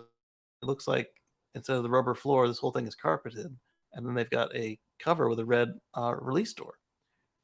That's the way you need to do it, and then put this on the Model 3 as well, and maybe do it to the Model X. The Model X, you have to remove the speaker to do it, but you don't need tools. You can just pull on the speaker grill and then pull the cable. And the Model Y having this is good, and the Model S I still think is the best. It has just a little loop in the carpet underneath the rear seat. You feel around under where your legs are, and you pull it out, and then you yank on it, and then the door can be pushed open. All right, so let's see what they say about it. Tesla made 2 updates to Model Y, one of which is for cars built at Fremont and Giga Shanghai, and the other appears to be exclusive to China. Oh, I'm curious what they did in China. So the first and more important change is the updated design of the rear door emergency release. As the name implies, this is to open the door in emergencies when the car has no power. Unlike the front doors, which have a mechanical release near the window controls, or on the legacy cars, you can just pull the handle further and it will open. But on all the new cars, they have the button to open the door, and then they have the release handle underneath the armrest, or not in the front of the door armrest. But those are on all those cars. They are cable release, and on the 3, there's a cable release in the rear door, but you have to drill into the panel to be able to get at it. Because once the door is shut, you can't pull the panel off. And I don't know anybody who travels with drills like that, so you'd have to have pre-modded your car for this if it should happen. And on the Model Y, like I said, you could like leave a screwdriver in there or something, but that wasn't ideal. So yeah, so you had the little rubber piece like that. So apparently this guy made a YouTube on it as well because it says Daxum YouTube. You pull this rubber up, and then you have that panel there. The rubber mat is flat and can be difficult to grab into. Yes, it is. You gotta try a couple times. And the plastic cover can also be difficult to remove if you're unfamiliar with it. Tesla now has an updated design, which makes it easier to access even for children. All right, so the first update is to the rubber mat, which now has a large fold in it, making it easier to grab. Okay, so yeah, and it is carpeted regardless. All right, so you fold the flap up. Nice. Oh, the fold makes it easier to grab, so you just grab the flap, I guess. Take the whole rubber piece out still. The second update is the plastic cover to include a large red tab in picture 2. Testing it out on our October-built Model Y, the red tab requires almost no pressure to open. And once it does, you can lift it up. It does not come off. Okay, that's fine. It makes it so you don't lose it. And easily access the emergency release. See picture 3. All right, so once you've done that, so you just kind of pull that out. Yeah, so I think the fold is just so you can grab at it. Because that part's still the same. It's flush. It's hard to grab at. But that should be easy. And then you see this cover, which just hinges up. And then there's your pull tab. It looks like that's a glow in the dark, or is it just foam? And then this light appears to be either from the door or from his camera phone. Solar's going crazy. How much are we making? 128 watts. Not bad. It's more than the computers use. All right. The emergency releases are on cars built on or after August 4th of 22. In China, the change happened a little later and is on all Model Ys built after September 11th. The new design does not appear to be on Model Ys built at Giga Texas or Berlin yet. Come on now. We expect it to be added soon. Yeah, of course. Additionally, this change is only applicable to the Model Y. We hope this change makes its way to Model 3, but have yet to receive any information on that. I still don't understand why the Model 3 doesn't have one. I get their whole backup power situation, but the Model Y has backup power, and clearly or maybe they expect the people in the back of Model 3 to not. I don't know. Like, I guess you would more likely have children in the SUV. I don't know what this is. Why? And then in China, the rear bench seat has been updated. The updated emergency releases in both Fremont and Shanghai. They made another change on the Model Y China. According to the document in Tesla China, the 2 window seats of the rear bench have been extended by 30 millimeters. Oh, nice. The middle seat has remained the same length. All right, yeah. A little more comfort back there. A little leg support. Tesla says this change came about because of feedback from customers in China wanting improved ride comfort. The document says that the longer seats will provide better leg support for rear passengers, reduce fatigue during the ride, and provide a more comfortable ride. Translated from Chinese. They don't say when it came, and it happened in mid-October, though. And it's for all 3 variants of Model Y sold in China. Maybe we'll get it here, too. All right, let's see if this guy's got it in action.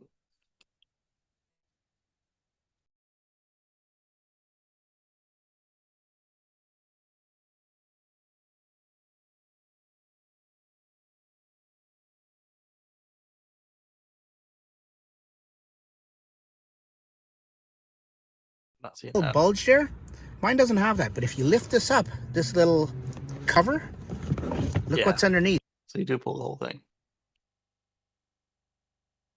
what it is. And it's right there, easily. Okay, are you gonna push it? No, he's not gonna push it. Fine. All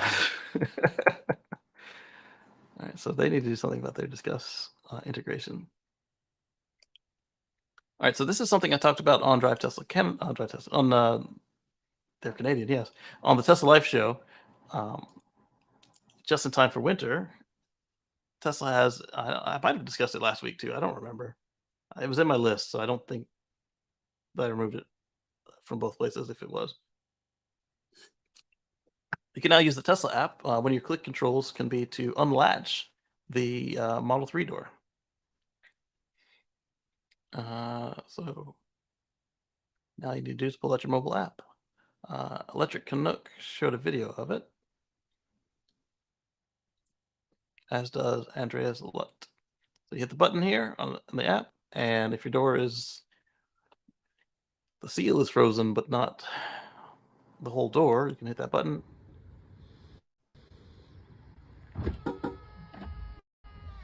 And then the door unlatches, and you can pull on it. Pretty cool stuff.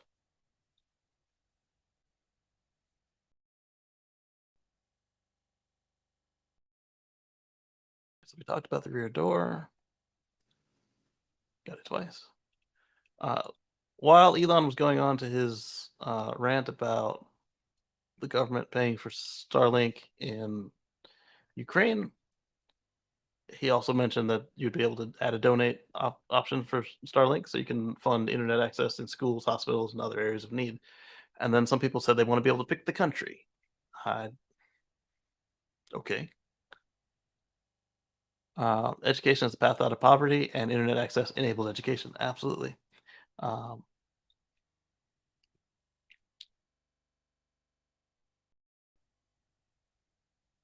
So that same tweet, I was scrolling past on his Twitter replies. Are there others that want to donate to Starlinks in places in need?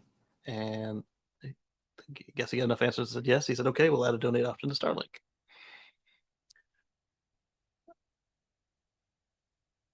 And I don't think I have an article for it, but the Iranian Starlinks that were donated are starting to arrive, being smuggled into the country, because the government of Iran clearly doesn't want you to have Starlink, because after they killed that girl in custody, they started locking everything down when everybody started rioting,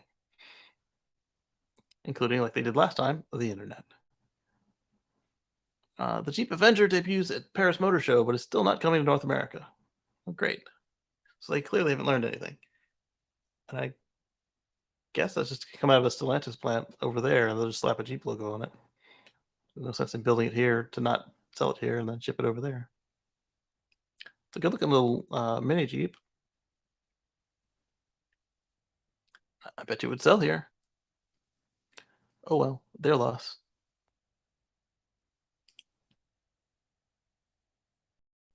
All right. So Mercedes, they put out a couple new EVs, and I couldn't tell them apart, so I didn't really cover them. They were cheaper and smaller. But now they have the EQE SUV coming out as well, in addition to everything they just did. A high performance AMG version. How will they do that? Just a bigger motor, unlock output. Charging maxes out at 9.6 kilowatts on AC and 170 on DC. That's a little low on DC. If it was coming from Porsche, somebody, I'd be a little more annoyed by that, because I mean they've got the 350. Heat pump comes standard on the car. That's good, because it was always weird that you'd offer heat pump and make it an option, especially when it's so cheap to make a heat pump when you've got AC already. Just add a reversing valve. Done. Buyers can choose single motor rear wheel drive and dual motor all wheel drive. This one doesn't look as, I mean, it looks solid to me. I like the way it looks. I did not like the way the EQS sedan looked. It looked like a 2008 Honda Civic with ugly wheels and a weird paint job. And the interior wasn't even that attractive to me either. But I realize I'm not their target customer, but this I could see.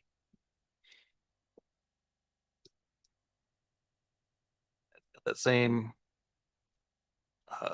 glass dash with the 3 screens. Hopefully it's faster than the one in the EQS. because that thing is, from what I've seen operating of it, it's pretty slow. And like, this looks nice. If you handed me an EQS and said, "Here you go, here's your new car, enjoy," first thing I would do is change the wheels. Those things look unattractive to me. These look I like. So it looks like the same situation as the EQS. It's got a hood that works, but they don't want you to use it. So you've got the windshield washer fill port right here, which also means it doesn't have a frunk. Yet another EV from Mercedes with no frunk. Just put a power frunk on it, and then cover everything else up in plastic. I mean, not that there's anything that your owners want to tinker around with anyway. Moving on.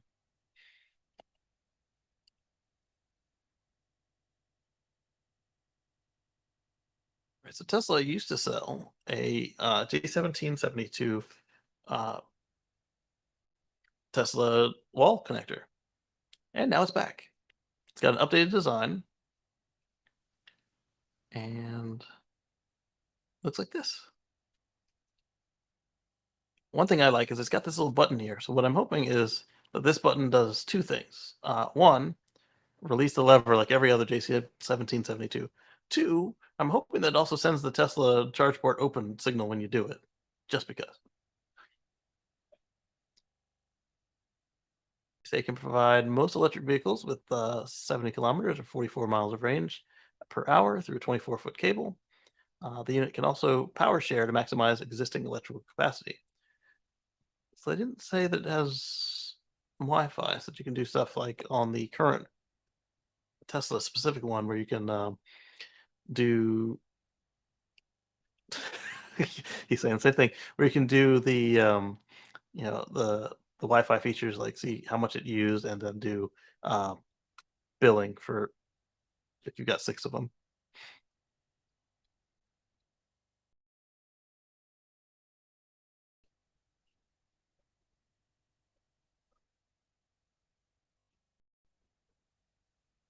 Then Mark said that this one was debunked. I'm hoping they have an update. They were suggesting that Tesla was moving battery equipment from Berlin to Texas, and that's coming from a German news outlet, but I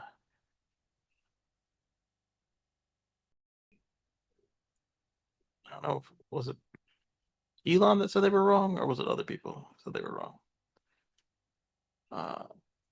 Electric notes 5 experts confirmed the tests of the technology have been largely successful. However, they suggest that Tesla isn't yet at a point where it can perform manufacturing techniques at a large enough scale. I'm going to skip through that one just because it's like I'm all over the place. So is Mark. So if he says it's not, if it's been debunked, it probably has been. Canoe secures another order of 9,300 EVs from Key. Actually looks cool with the rack on it. So they signed a deal with Zebra and Walmart and now King Bee. It can be even bigger though, as there's an option to double the order to 18,600 units. That's cool.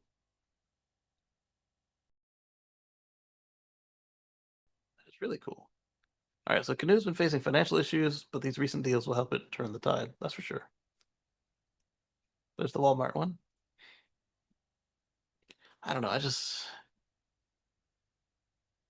from all the pictures and videos, this thing looked bigger than a minivan, and it's smaller than like a Caravan or an Odyssey.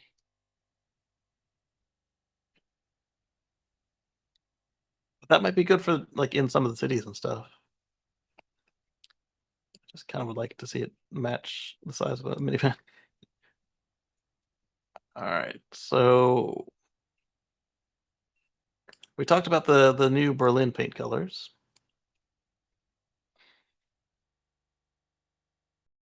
And now Tesla's expanding the Giga Austin paint center, but it doesn't say they're getting the new tech. But at the same time, it'd be weird not to include the new tech since they didn't include it the first time. No. Unlike other drone operators who simply upload their footage, Joe likes to research what he sees in his drone. I would hope so. Give me a little narrative with it, right? According to Joe, the video shows new construction and assembly of new modular paint system at the factory. They've got the paint shop tool connections, top coat finish, ASU and AS7. Many on Reddit and Twitter thought the expansion would be for Cybertruck. Why would it be for Cybertruck? It doesn't use paint. You might clear coat it. Appears this is for Model Y. Cybertruck would not require access to the paint shop because exactly, it comes in a single color. Bare metal. Musk already confirmed that if the Cybertruck owners want to change the color, they'd need to wrap the vehicle. So we can safely assume that new modular paint shop would be for Model Y. And he has video. And somebody had pictures. Maybe it was him himself. Had pictures of some of the equipment. Let's go to his Twitter and see.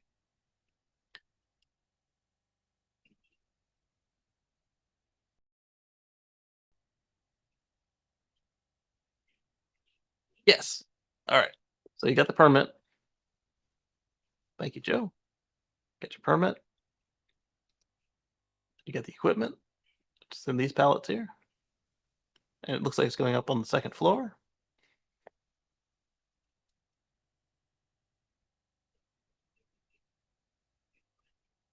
See, yeah, that is a paint booth. It's got the rails and everything. So I guess that's just them wrapped up for shipping. All right. Hopefully it's the new advanced paint booth and not just more of the same. Cybertruck doesn't need paint. All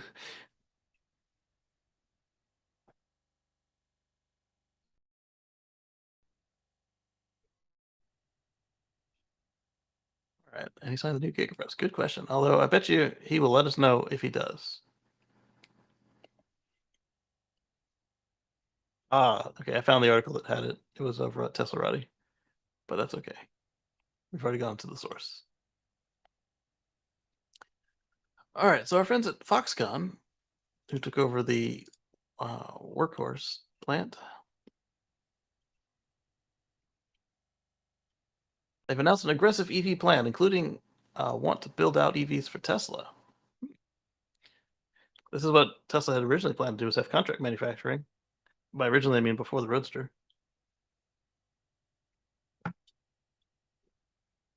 During their annual tech day, the chairman, Liu Young Wei, reconfirmed the company's aims to have 5% of the EV market by 2025.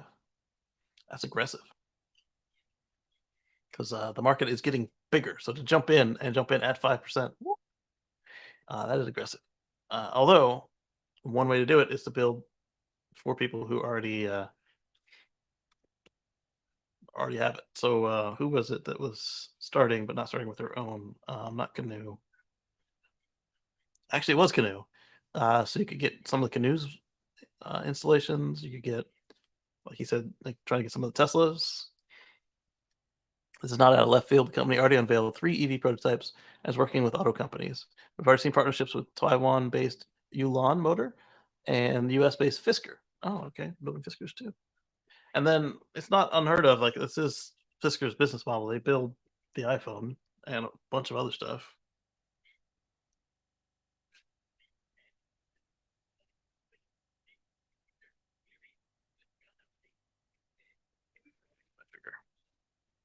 Because I haven't had anything to eat yet today.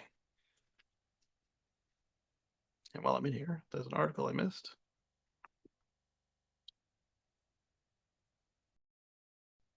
Did I miss it, or did the computer just not receive it? I just sent it. Anyway, or maybe it won't do it because I'm sharing screen. We'll see. That's them. All right, so we talked about Starlink Aviation. All right, so let's do them in this order.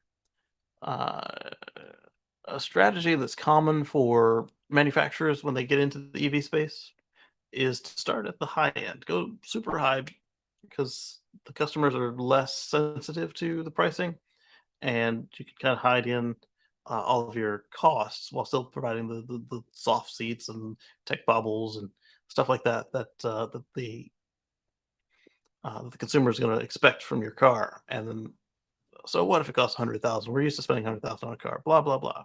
Right? Well,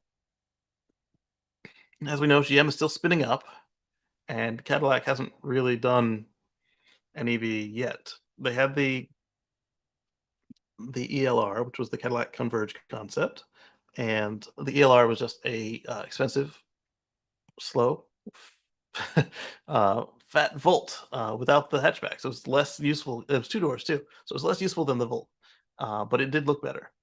I think it sold 57 units initially. Um, it didn't do too well at all. And now they have the Cadillac Lyric, which is just hitting the market. So you can still say that they could still potentially follow this plan of starting high and working their way down. Well, they've unveiled the Cadillac Celestiq, an 18-foot behemoth that starts at over $300,000 for a Cadillac. All right. So when I sold Cadillacs, they didn't quite reach that high. I think the most I could option one out to was 160 if my customer wanted everything, and maybe it was 106. But either way, it was not to 200. There were like the CTSV, like first one out the door or something. You probably do it with, but not to 300. Let's see what you get here for a $300,000 car with a Cadillac badge on the front. So Cadillac says, "I always dreamed of designing my own car. I never knew it could be this personal. I bet you there's gonna be music on this thing." It opens on a new window. We'll see how it does here.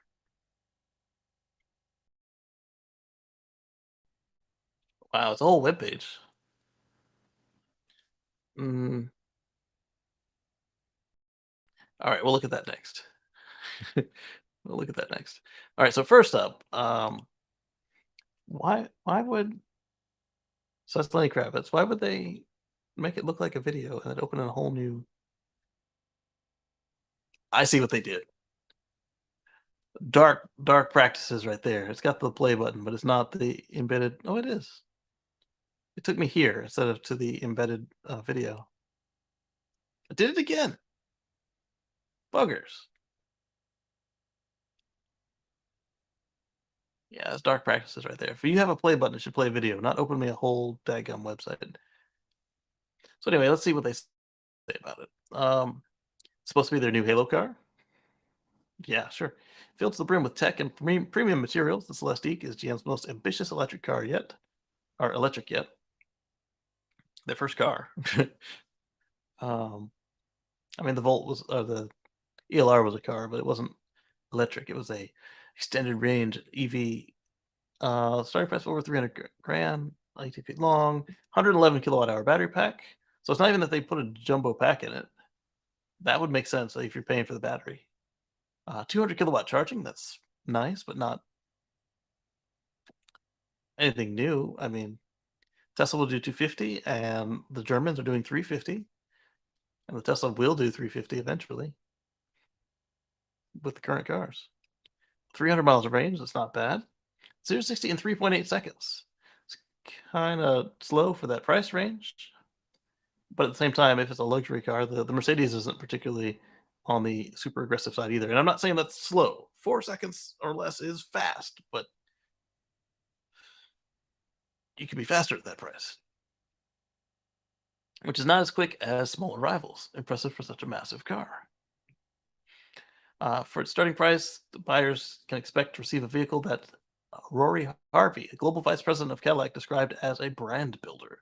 Its interior features a 55-inch diagonal screen from front of the cabin that spans the front cabin, a smart glass roof. The smart glass roof you can get on the Lyric, can't you? And Ultra Cruise. Hey, there it is. We finally get to see Ultra Cruise, the successor to GM's Super Cruise. So Ultra Cruise is GM's FSD beta. And I'm curious if that just means it just works or if it's going to be in development like the Tesla system. And if it just works, what can it handle? Because the reason I call it their answer to FSD beta is because it's in the advertisement. It sounded like the FSD beta advertisement, like it can turn at the stops, it can stop at the stoplights, turn at the turns, etc., etc. It has 115 3D printed parts. All right, so Do they need to be 3D printed? Because if you can like injection mold or CNC mill,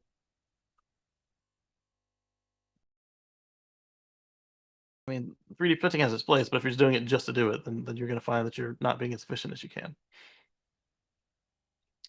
All right, I'm going to click on the read replies too, because I'm curious if the video works on Twitter. It's spinning. All right, so. Oh, it is a video. 2 minutes and 45 seconds. I bet it's got music, though. That music. All right, so let's do this. Shoot. All right, so we'll look at the video before we go to their site. But let's continue. Starting price, customers will be able to customize practically every part of the vehicle. Okay.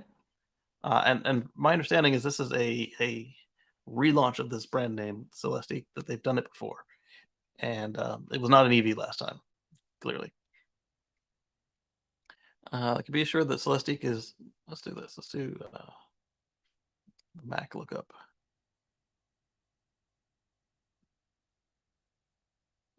Noun, a small keyboard instrument which with felted hammers, a row of steel plates suspended over wooden resonators, giving an ethereal bell-like sound.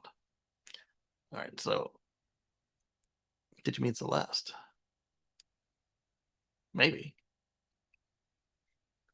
Only building a couple units or so per day. Building any couple units per day? That's pretty cool. At that price, I'd expect them to build it by hand, one a day or something. They're only building a couple units per day. Chief engineer noted that the vehicle is a celebration of the client's individuality. But you call it a Cadillac. Why not? Is this their idea of reviving the Cadillac brand? I would just build a whole new luxury brand like Maybach. If they don't call it Mercedes, they call it Maybach. Or, as Ricky Rose would say, Maybach music. You should probably come with a pronunciation guide when you come up with a name that can be said different ways like that. Maybach, Maybach. We started this process. The brief gave them to the team, the Epic Cadillac, whatever. Celestiq was impressive. All right, so it looks like they're aiming at the Lucid and the Model S Plaid. Well, it's slower than both. And neither of them cost that much. In fact, the Celestiq, starting at $300,000, a buyer can purchase the Model S Plaid with a 1.99 second 0 to 60 and a Lucid Air Grand Touring with 516 miles of range and still have some money left over. Yes. Let's see. The Model S Plaid can be purchased for $140, $490 with its performance 21-inch wheels, and the Grand Touring can be bought for $154. These two vehicles combined still cost less than the starting price of the Celestiq. However, if GM can pull off the Celestiq, a veteran automaker can end up taking a spot beside the world's most notable ultra-luxury automakers like Bentley and Rolls-Royce. As to whether Cadillac has what it takes to accomplish this goal, only time will tell. Production of the Celestiq is expected to start December of next year. All right, who is this from? Is this from Autoblog? Go surprised. Funny. Sad. All right. But it's kind of ugly. You know what? Yeah, it kind of is a little ugly, isn't it? Especially that rear. I do like that it's a hatchback, though. Compared to maxed out Plaid S with customizations, that's still too expensive. You're not in the target market at that point. Yes, a 5.5 meter car, very practical. Spend a bunch of money to make your life miserable. Is this 5.5 meter car supposed to be used in human cities? Well, definitely not overseas, clearly. The only practical application I see is used as a limo for 18 years old going to a party in a disco. Yes, what a brilliant superb car. Sarcasm. Weighing in at 7,000 pounds. Well, it must be all the actual metal buttons. 7,000 pounds is heavier than my Model X, which is 58 pounds. Wow. It's still lighter than the Hummer EV, which is 9,000 pounds, but 7,000 pounds. Looks like a station wagon. It'd be impressive if they were completely AI built with all that customization, hand built. It's so 20th century. Back end looks kind of familiar, almost like something wasn't quite ready to be used. Well, the rear cone on Enterprise, Spatial Enterprise, was for aerodynamic testing, and they wanted to see how it could do without the effects of the main engines. So they put the cone on there. Later on, they did tests without the cone and the engines, or at least facsimiles of the engines, and they got the data they needed. So I wouldn't say that it's not quite ready, because that was the plan. Yeah, see, the Enterprise had an important purpose: atmospheric flight testing. This behemoth has no purpose I can think of. A little known provision of the Inflation Reduction Act is a $75,000 tax credit for this vehicle. That would be funny and sad at the same time, but I don't think so. I'll never own one, but when Tesla begins to license FSD technology to other companies and allows them to join the robotaxi network, my stock should be worth plenty. At that point, I will not be calling up a Model Y for a long distance trip. I prefer this beast. Fair enough. If GM and the others survive long enough to make cars like these, it'll become preferred robotaxis of the long-term Tesla shareholders. Truth and you know it. Yeah, I guess.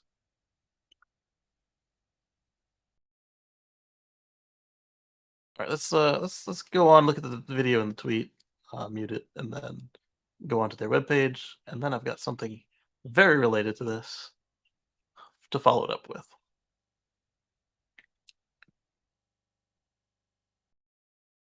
All right, so let's see what Lenny Kravitz has to say, and probably mute the music.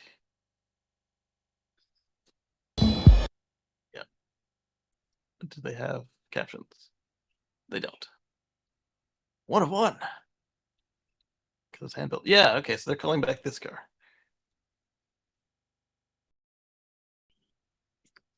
My wife would say, classic. All right, artist and design visionary. They've been waiting for you. Let's build your car, Bo. Let's take a photo while we're at it. You know, just got a camera ready.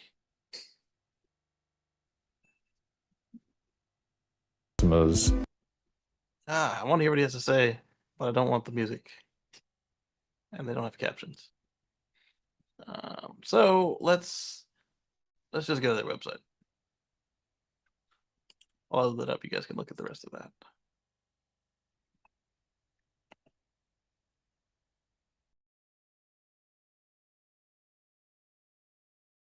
Here we go. Pre-production models shown throughout by inquiry only. If you have to ask, you can't afford it. I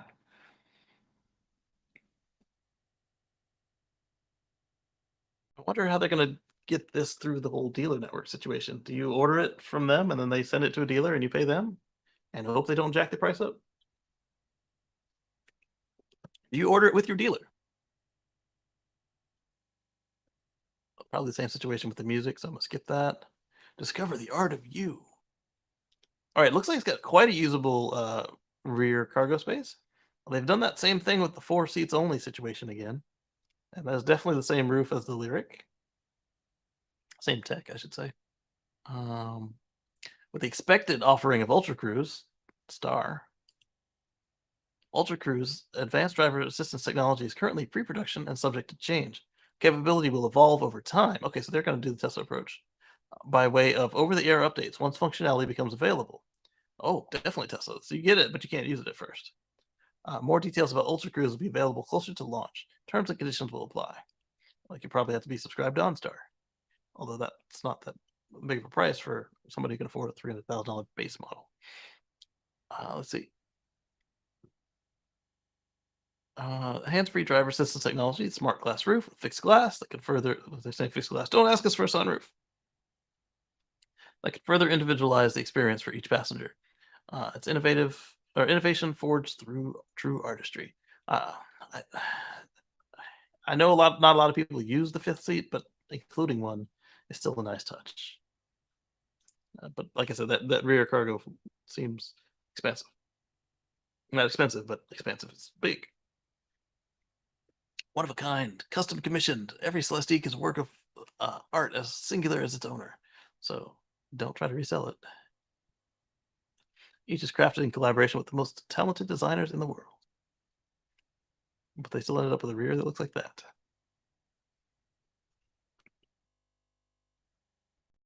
Here's a model in the driver's seat.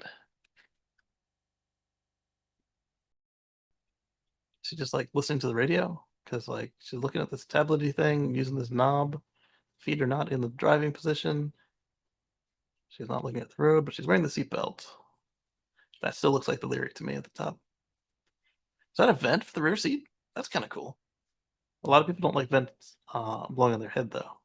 All right, I can see speakers in there, so it's probably got a mess of speakers. Inside and out, achieve a whole body experience that transcends comfort to elevate sound and light and touch into the heightened echelons of emotion.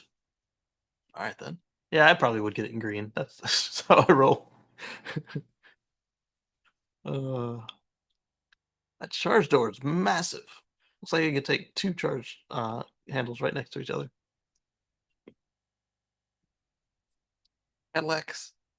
Cadillac lowest ever coefficient of drag coupled with Cadillac's most technologically advanced suspension ever, including adaptive air ride.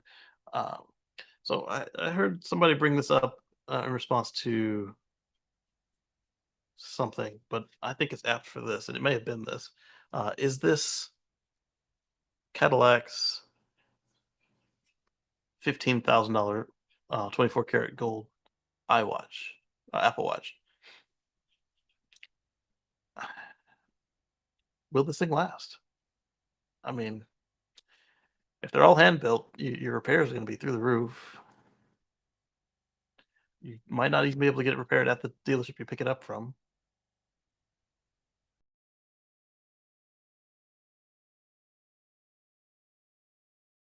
Oh, that's nice and black. I don't know that I'd pick orange. Why isn't it just pick your own color? If you're only building 3 a day. So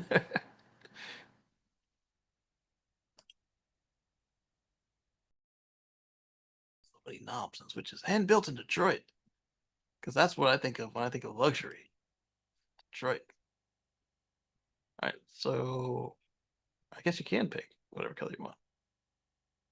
Why are you giving samples? Just give me a, let me pick. Join our wait list. No, thank you. 2x2 AIDS Art 2022. US open official vehicle. All right, so that's enough of the Cadillac. How about a car that's actually worth $300,000 by their previous model, their brand prestige, something you would expect to spend $300,000 on, I should say. I don't know that it's worth $300,000.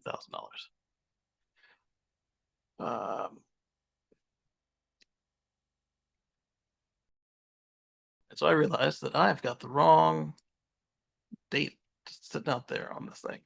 Hopefully, I titled the show right on the on the real deal there. So Rolls-Royce unveils the Spectre EV. So this is be something I expected to come out at $300,000. And all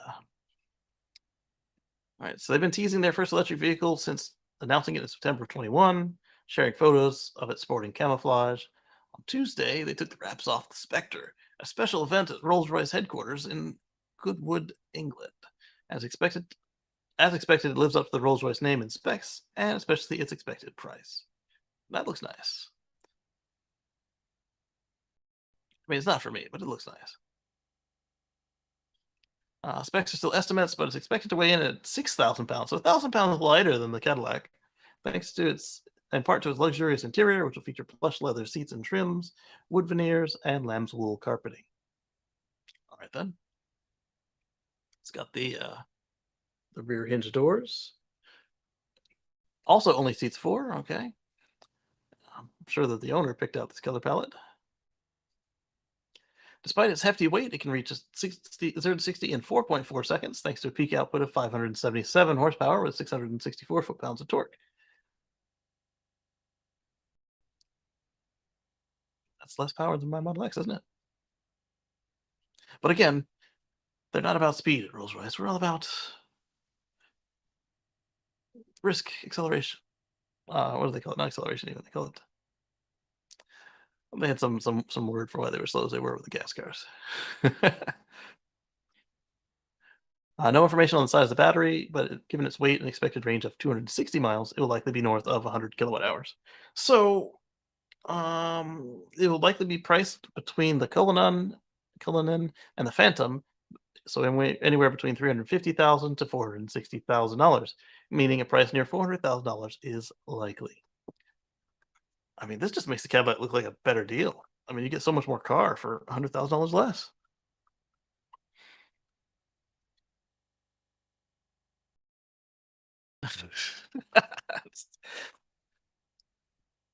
I even said that. Oh. Well, Jeeves, Spectre will kick off their transition to being an all-electric car maker. Will kick off their transition to being an all-electric car maker by 2030. We'll see. Interesting. But what I was saying there was I would expect that it does look nice. I would expect that would be the car to spend that kind of money on over a Cadillac. Why? Like, I mean, Mercedes would sell this as a Maybach. Why not make a new brand and sell it through Cadillac dealers and just like I don't. It seem. It seems like there's an opportunity there that they missed, and hopefully they find the customers they want for this thing. Because we need to electrify all the things. Because the other option would be for them to get a fossil burning monster. All right, so that's Rolls Royce. That's GM. All right, let's go to another automaker. Let's go to Renault. And no, it's not going to be $300,000. Let's get back down to earth. So Renault CEO. Oh wait, no, that's the wrong one. I thought it was about the car. This one I kind of skimmed through. So the Renault CEO doubts EVs and ICEs will reach price parity anytime soon. Luca De Meo says that the ever-rising cost of battery materials are to blame. And immediately, people responded to him that so that fossil prices aren't increasing, because they surely are. Also, if you're not buying your batteries from somebody else, your costs to buy to get your batteries are going down. And if you are buying your batteries from somebody else, the cost to make those same batteries is still going down, and you could probably negotiate better to get them down. The other problem is with the parts shortage for computerized components is affecting everybody, and that's both gas and EVs. So gas is still up there. Let's see. So you wonder if he's part of the people who were responsible for getting rid of Carlos. He said on the sidelines of the Paris Motor Show 8 years ago, the industry was expecting the cost per kilowatt hour of batteries to fall to $100 within 5 years, but this is yet to happen. I wouldn't say that, because both Tesla and GM confirmed that their prices were there back before the Bolt came out. GM got a slap on the wrist from LG for giving their real price, and Elon said that was expensive. So it may not be there for other people, but Tesla and GM certainly got to that price point. I do not see this parity getting close, he says, saying to Automotive News Europe, where Renault's main premiere for the 4EVER, an adventure-ready concept that previews Renault 4 EV subcompact. So this is the concept for the real car. It looks sharp. I'd ride in it. Renault will launch the Renault 5 in 2024, Renault 4 in 2025, as electric interpretations of the brand's most iconic models. Both subcompact SUVs will be released based on a platform for small electric cars, which costs about 30 to 35% less than the compact architecture used by the Megane E-Tech Electric.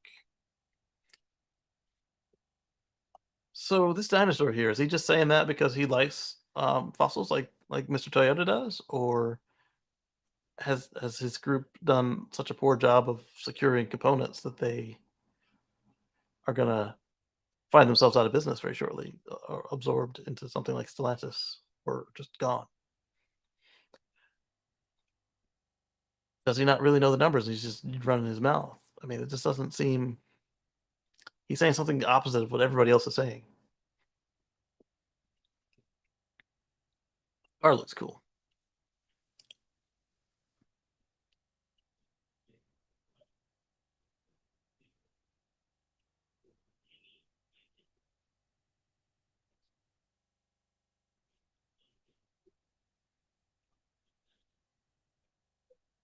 They're trying to sell me on this dedicated server thing, aren't they? Those are expensive, though. We'll see if I can do this YouTube thing full time. Then maybe I'll be able to afford the server as a monthly bill. Or I can look at hosting it myself. We'll see what's involved in that too. Basically, what's going on is I've got the 2 Starlinks and the cell phone and the fiber all running into one Raspberry Pi, which is shooting it off to some data center, and they're making sure that the stream doesn't drop. And so far, it seems to have done all right, except for me being able to load stuff in on my side, but the stream hasn't seemed to have any troubles yet. Let's check in on it and see what it says. Saved from excessive packet loss 12. Save by connection failover 123. Remember, both Starlinks are looking at a tree. No matter where I put them in the yard, they look at the same tree. All right, let's minimize this again. All right, so SpaceX. Oh, I didn't bring it in for you guys. Sorry.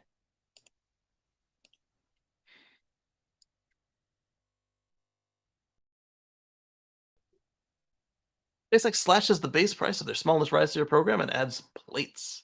So this is what Elon was tweeting about earlier. Let's see.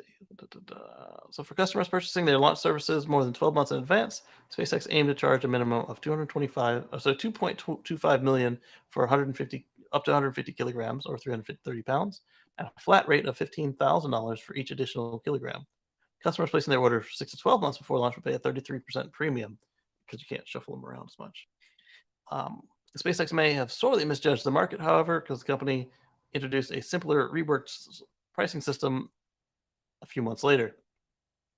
SpaceX slashed prices threefold, removed most of their tier system, and added a portal that allowed customers to easily reserve launch services online. Compared to the first attempt, the new pricing, $1 million for up to 200 kilograms or 440 pounds, and $5,000 for each extra kilogram, was extraordinarily competitive and effectively solidified SpaceX as the premier source of rideshare launch services overnight. Save for an inflation-spurred increase to $1.1 million and $550 a kilogram, the pricing has remained stable for almost 3 years, and SpaceX's small sat program has become a spectacular success. Yes, it has. SpaceX rideshare program's redesigned payload configuration offers more opportunities for the smallest providers to catch a ride to orbit. Learn more here. That was in this week. SpaceX, however, was unable to sit idle and has introduced several significant improvements to its rideshare services. While it technically hasn't reduced prices, SpaceX will now allow satellites as small as 50 kilograms to book directly through the company, so you don't need to go through a dealer to get satellites that light into orbit at virtually unbeatable prices of $550 per kilogram. That's pretty cool. Excuse me. Before this change, customers with small satellites would either have to pay for all the extra capacity, so you're just paying for space you can't use, or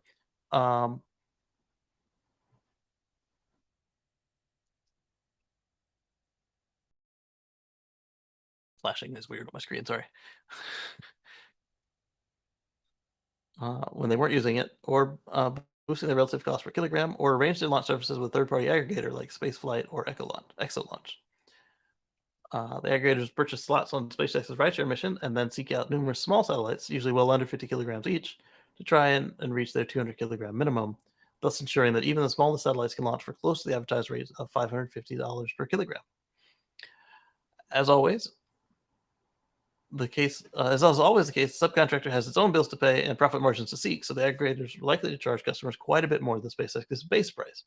If price gouging was a problem, SpaceX reducing its base price to $275,000 for up to 50 kilograms or 110 pounds will effectively lower the aggregator price ceiling for fourfold. In general, it will make purchasing rideshare and launch services cheaper for more prospective satellite operators. To ensure that SpaceX also appears to be willing to book and integrate individual containerized CubeSats without the need for an aggregator's dispenser. Oh, cool. So they'll dispense you too. Rideshare plates, hexagon configuration, and cube configuration. And they go right on the rideshare adapter. Look at that. Then they've got the usual round ones. These are cool. These are all the configurations that they offer on the plates. Thanks largely to the biggest technical change to the small set program, which will see SpaceX replace its old cylindrical payload dispenser tower with a new rideshare plate system, seemingly derived from the machined aluminum plates SpaceX uses to add rideshare payloads to Starlink launches. The plates should offer customers a more modular, flexible platform capable of supporting all kinds of payload adapters and dispensers. These changes will likely help SpaceX continue to dominate the global satellite launch rideshare market, since its small sat program took flight in January 2021 with the transporter. Yeah, it's called the transporter missions. All right, so look at this. Tesla FSD actual smart summon is almost done.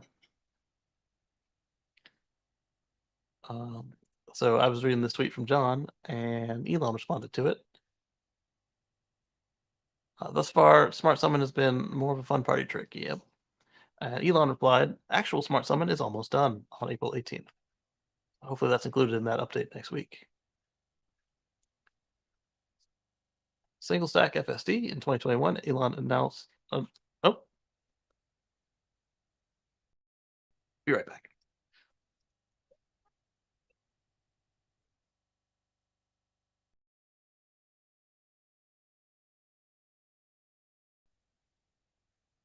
Yeah, I'm coming for you. I'm coming.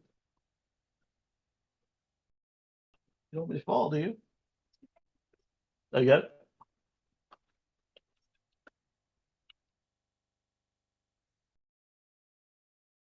All right.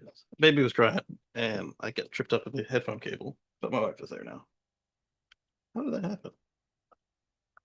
Oh, I see. The cord is stuck on the armrest. All right. So, FSD single stack. Elon noted that Smart Summon was useful sometimes, but it's mostly just a fun trick. Yep.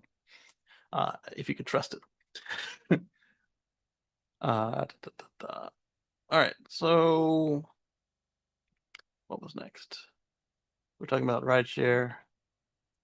And let me open up my notes because I think that the next one I wanted to discuss was in the notes. And then we'll probably have to authorize it to the computer because I don't know how they're determining it's a new computer. It's the same serial number. But on the Apples, you can't really repair them. They they replace the motherboard, sorry, the logic board, which includes the processor, the RAM, and the storage, and my Touch ID sensor. But they did keep the same chassis, screen, and battery, and all that. So I think they added a new scuff, but it could have been my scuff. All right, so let's open this up and go to the right show. And no, I don't want the link to paragraph. I want the link. I think this is the one that I wanted to load up next.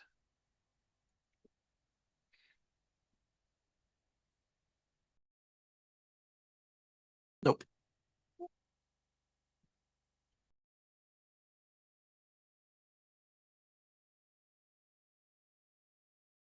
Is it this one? Did I copy the right link?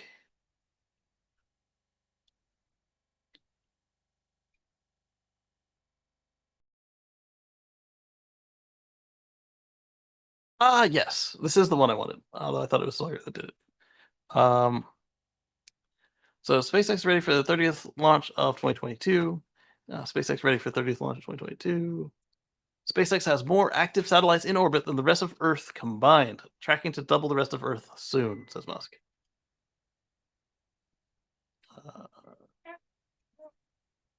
Saturday Night Live emoji. Will any of the satellites be used for wildlife conservation? And this guy says all of them, because the reliable internet everywhere sounds like a plus. I'll give you that. Actually, talking about satellite telemetry, the ability to track the movements of certain animals, particularly, well, they'd need cameras for that, wouldn't they?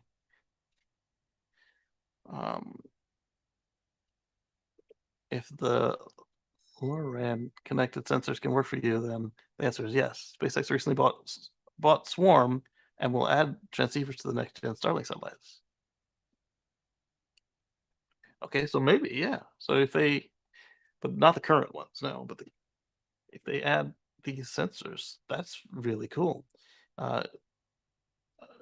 Using ultra small satellites to cover every point on Earth, enabling IoT devices to operate affordably. That's cool.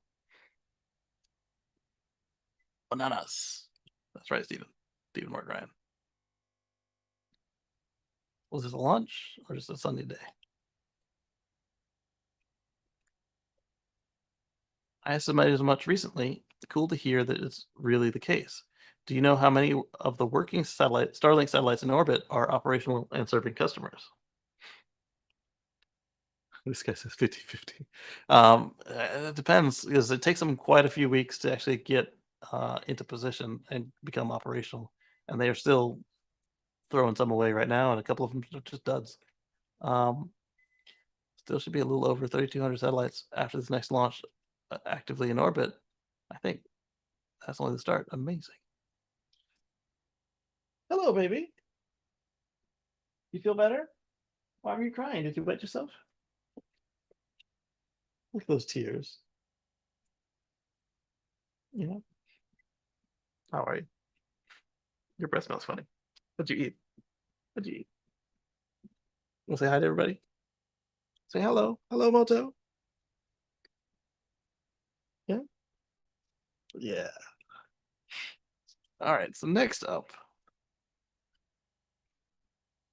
All right. So this one is a Tesla video. I said sound off because of music. I think it's the paint colors. Oh, yeah? Yeah, that's what that is.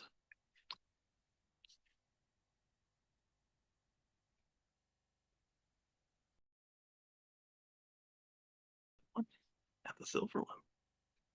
Yeah. All right.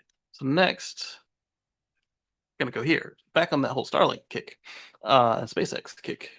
Starlink satellites signals can be reverse engineered to work like GPS, whether SpaceX likes it or not.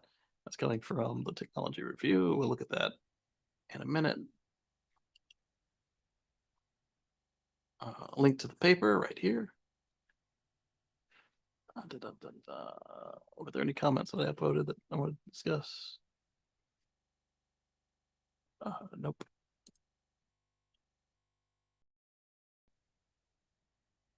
So you can reverse engineer the SpaceX satellite signals to work like GPS. And I saw a tweet from somebody in Ukraine who pointed out that if you're in a GPS jamming zone, like what the Russians are doing, that after a while it will pick up the signal and work anyway. And then the other, also Ukrainian tweet I saw was that if you remove the GPS module from the satellite dish, it will still. Well, actually, no, that might not have been Ukraine. It was in that same thread. If you remove the GPS module from the dish, it'll still function.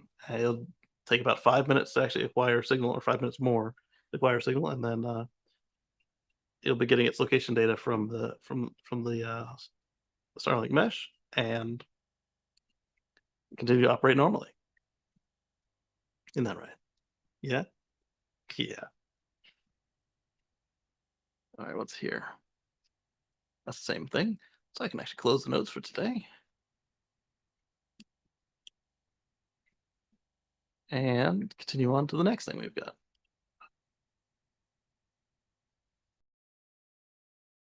So this was another one coming from the shareholder call.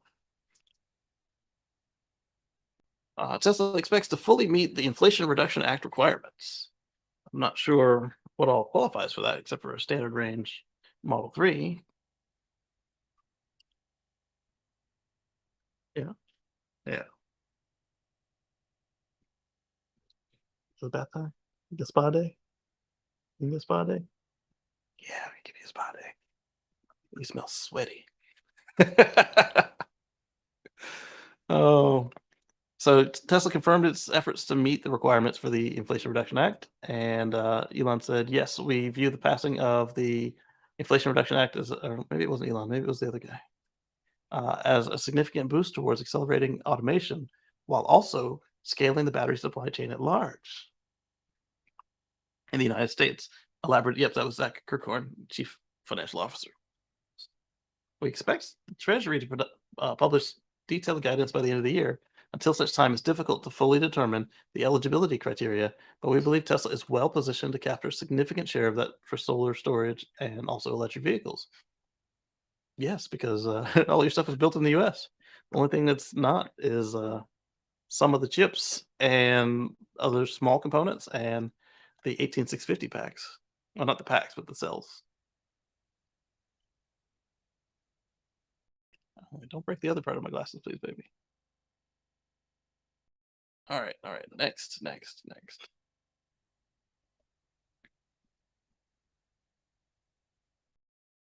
right, so while we're talking about expensive, heavy EVs, which we were a minute ago, GM is considering adding a smaller Hummer EV to their lineup. Like they just shrunk the picture of the big one. So probably like an EV Hummer H3 situation, like something based on the Blazer or the Equinox, and jacked up a little bit with a better suspension. Yeah, what do you see? Oh, you don't want to stand anymore? You can sit. You don't have to stand. All right.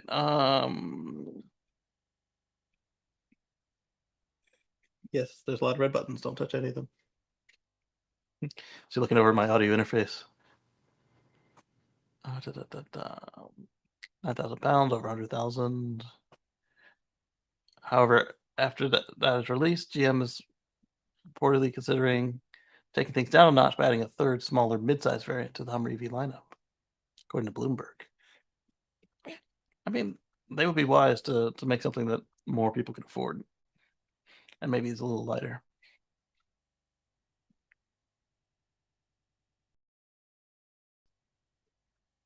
Why is this here?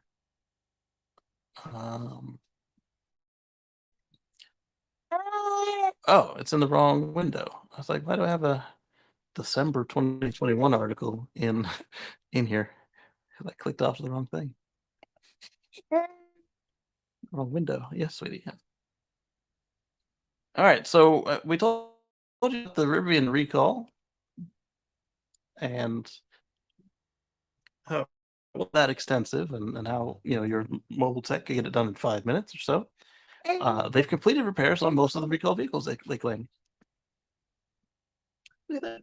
I've got a spicy fake chicken burger. Vegan chicken.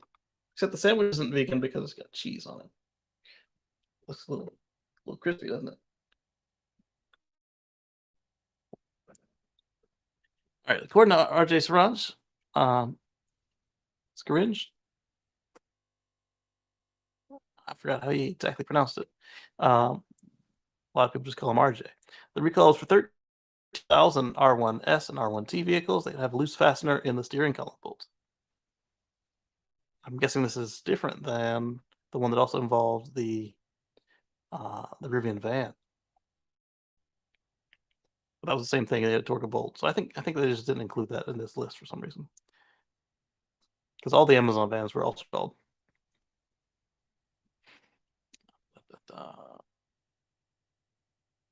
I mean, recalls work. You never really see me freaking out about them, except when it's a stop loss, or not stop loss, stop sale, stop drive, or like the BZ4X Toyota, where something as simple as the wheels falling off that should never happen in the first place that they also then took over 3 months to repair for a company that wheels or cars with wheels for almost 100 years.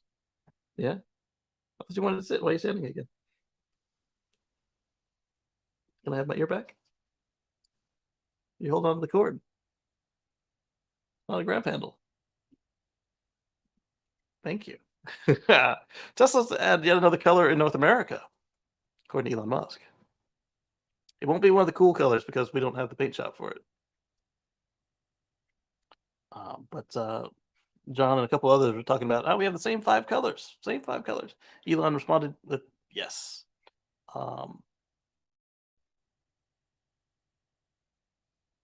See here. Copy this link. Paste it in. I don't want to paste the search. I want to copy the link, not the text.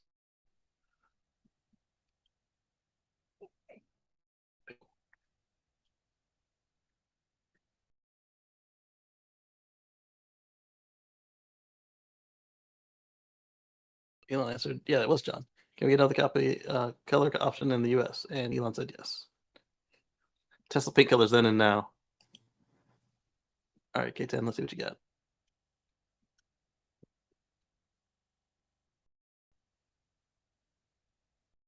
Who's that? Mommy. Yeah. Oh, good value. Oh, hello. Yeah. Oh, yeah. Hi.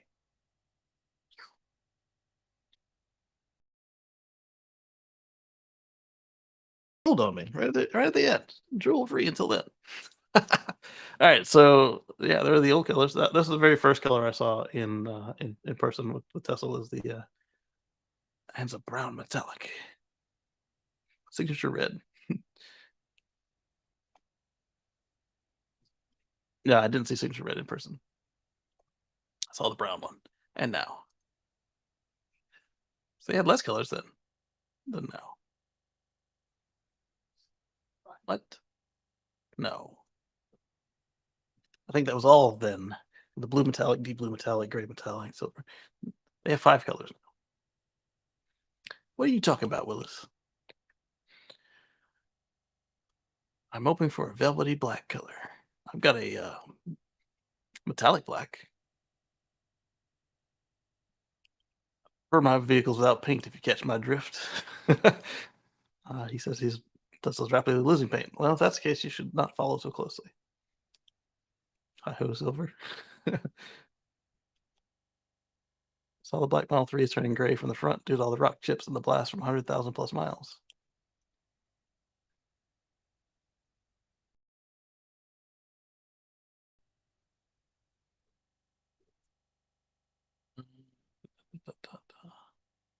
He means Cybertruck. For those of you that didn't catch that drift, Greater Victoria School of District in British Columbia adds 4 electric school buses to their fleets. Yes, electrify all the things. And doesn't say they're going to do any V to G or V to facility. No, it doesn't.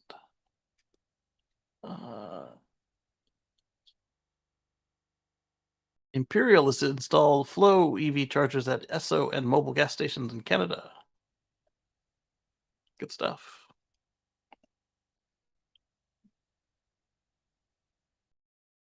All right, we got to sell the chart.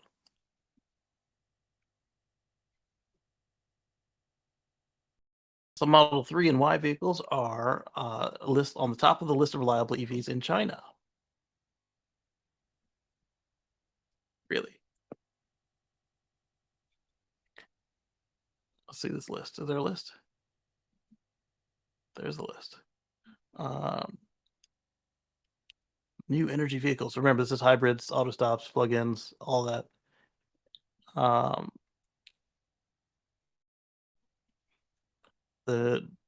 NAV Q3 complaints 10,000 per 10,000 units sold. Top models. The Lingzhang one is 41.8 per 1,000 per 10,000. Wow.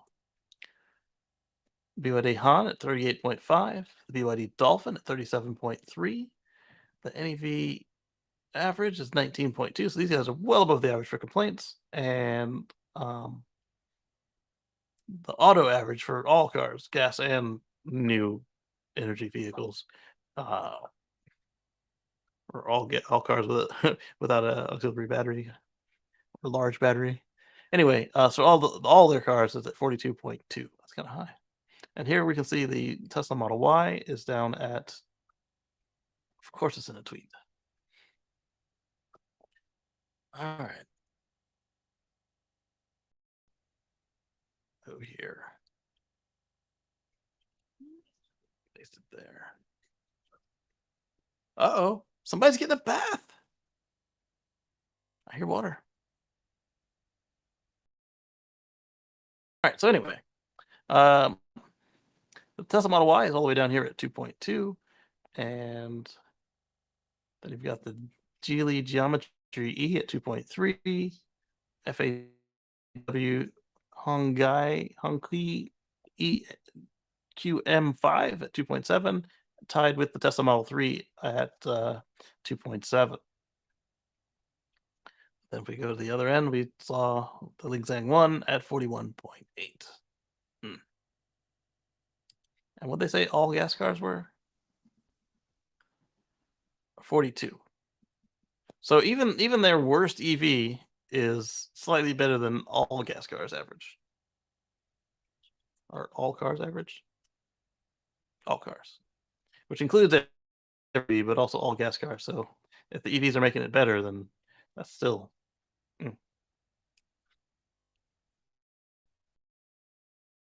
I guess man plays about the Lingzang 1 car or about the ICE.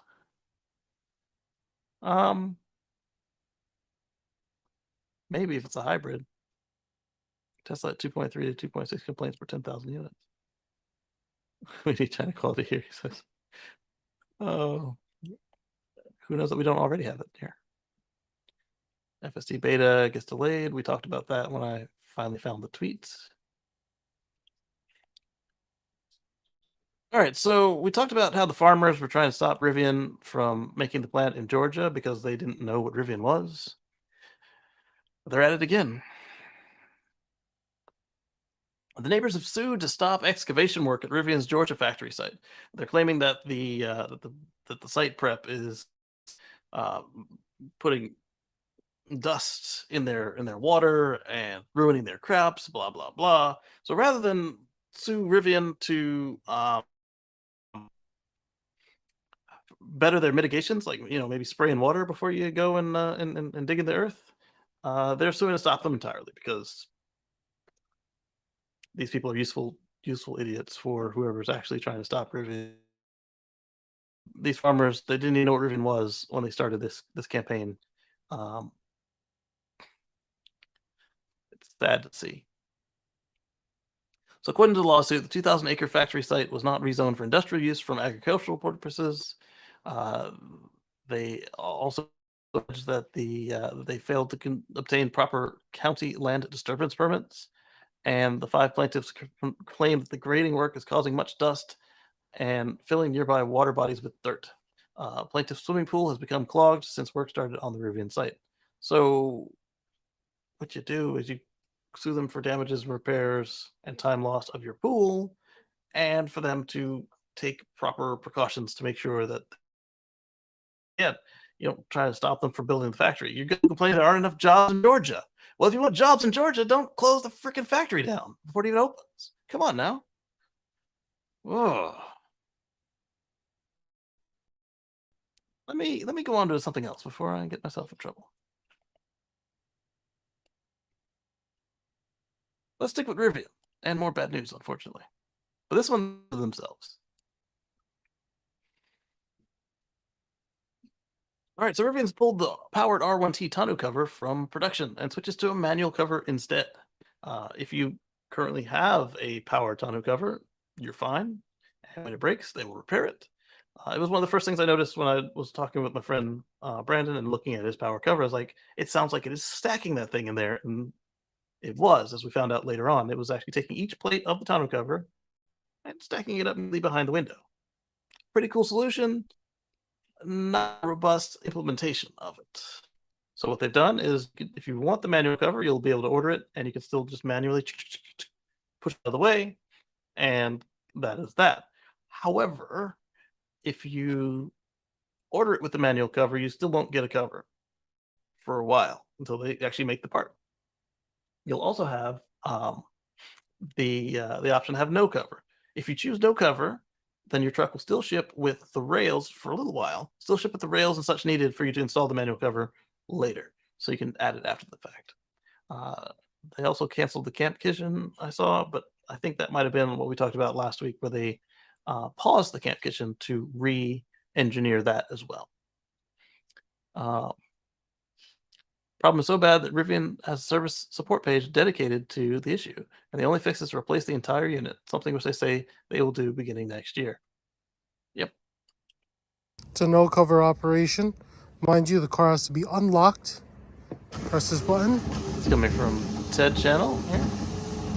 And so it's stacking each plate on top of each other and then storing it. So the problem is Close. it's got a spring situation, and those springs, as the more of them stack, the spring tension gets tighter, but there's only one motor with two sets of gears. So as the one motor is working and the spring pressure is increasing, it overloads and then gets out of sync and binds itself. Monroe has a video of what's going on there in their channel. And here's a link to Ted's channel here. So you can watch his, what's a copy of the text? I want a copy of the link. Please stop giving me copies of the text.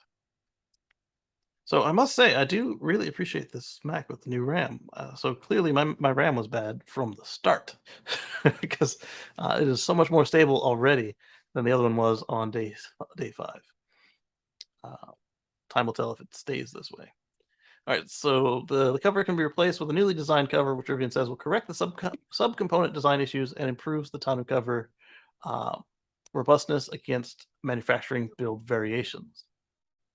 There you go. And that was in an email to owners and reservation holders because it went out to both. All right, so let's get into more bad news for Tesla. Louisiana's Attorney General has weighed in on the Tesla federal lawsuit against direct sales ban. And Jeff says,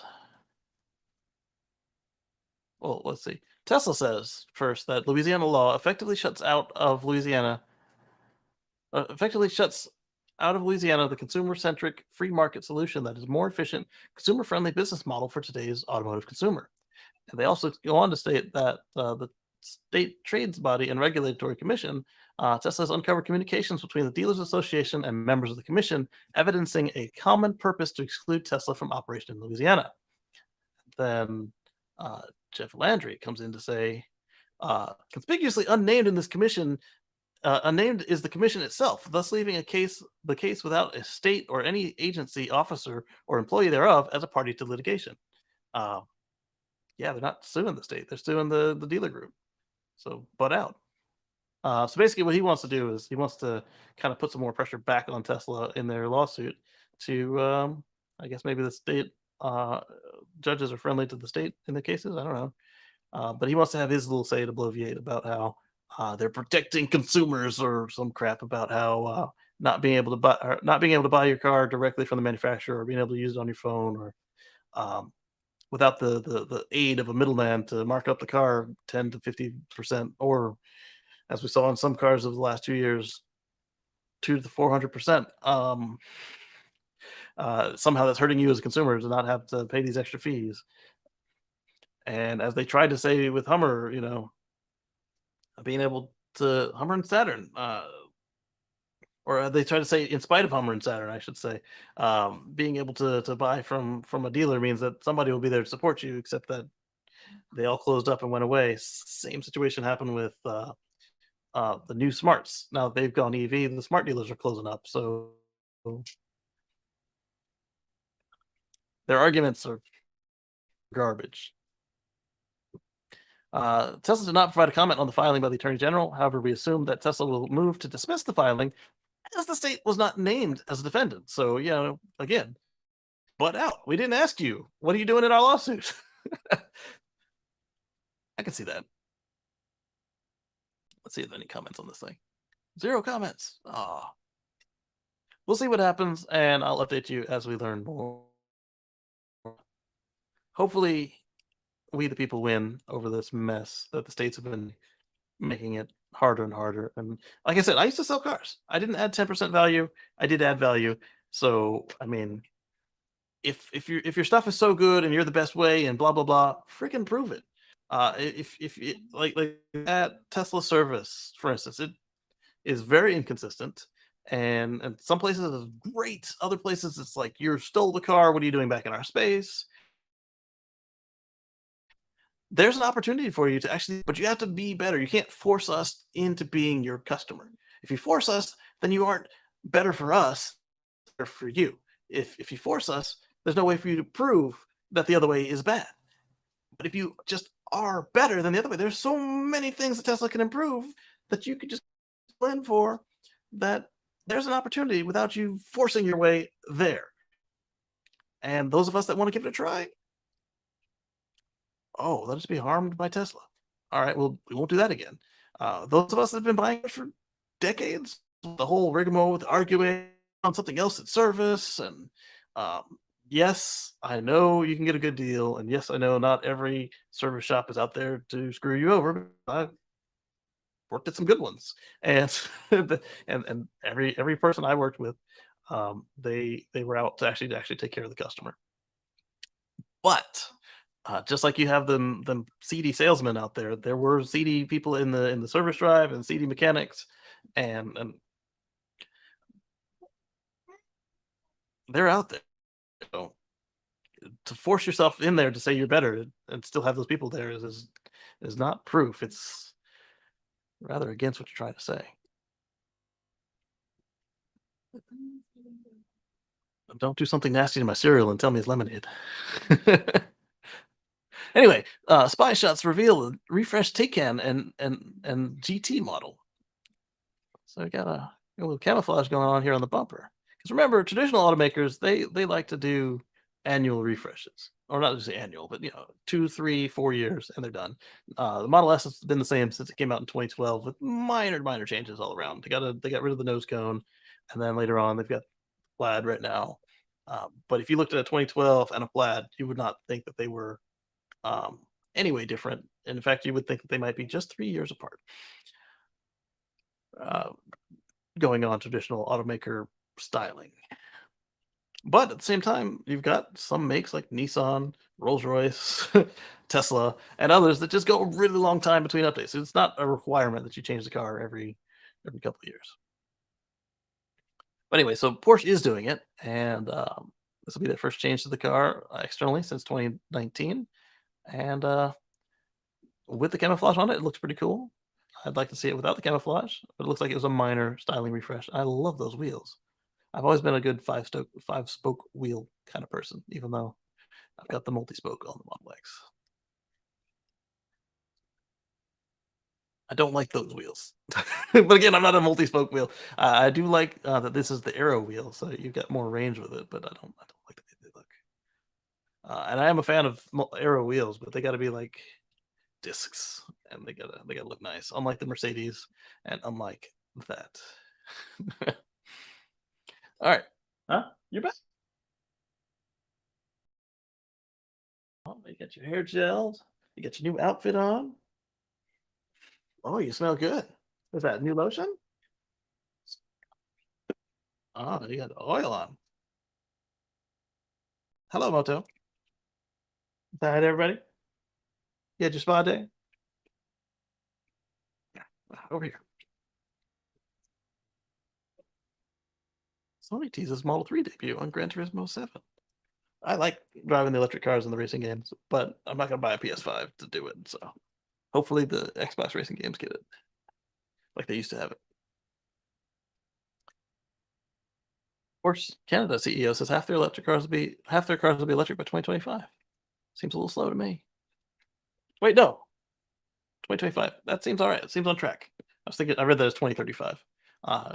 Be a little slow if you're only at half by the deadline.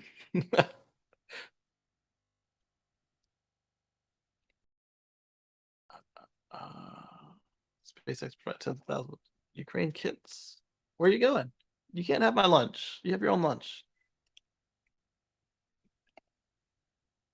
All right, so I mentioned the Iranian SpaceX terminal showing up, and we got some photos of that here.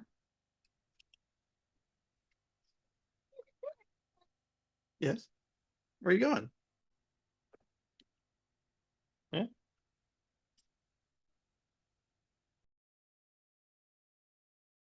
Wiggle, wiggle, wiggle, wiggle, wiggle, wiggle, wiggle, wiggle.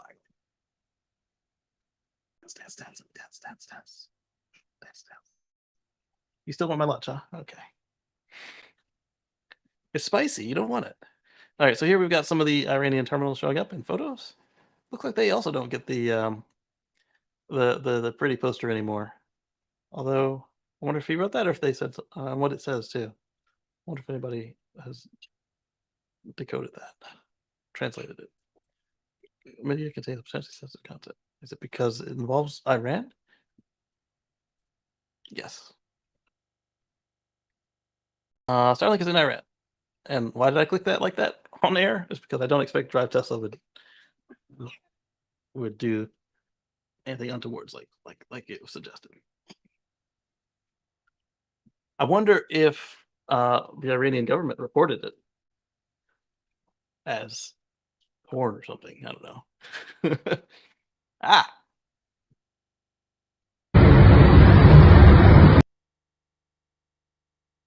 All right, so we'll do without his audio. I probably wouldn't understand it anyway, given the there's the dishy powering on, unstowing, and searching for signal. And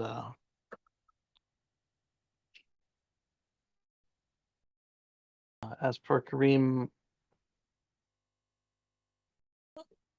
I don't even know how to start a strategy report. One group of activists now has sent a dozen terminals into the country with hopes to scale up from there. Efforts have been underway for more than a month to get Starlink terminals to Iran. One group of activists wants to stay anonymous, of course, to protect their networks. Asked me to share this video. They've already sent dozens of terminals to Iran and intend to scale up. Yes. We give that to the people. All right, thank you. Sorry. All right, so there we've got.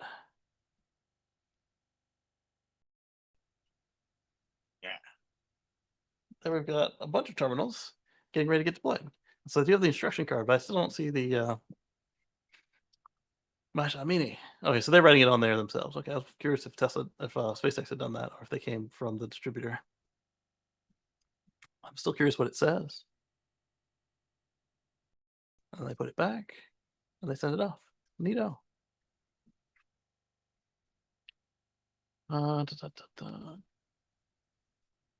Neither Forbes nor CNN has confirmed that the Biden administration plans to fund the operation to set up terminals in Iran. That would be interesting politically to see if and how they do that.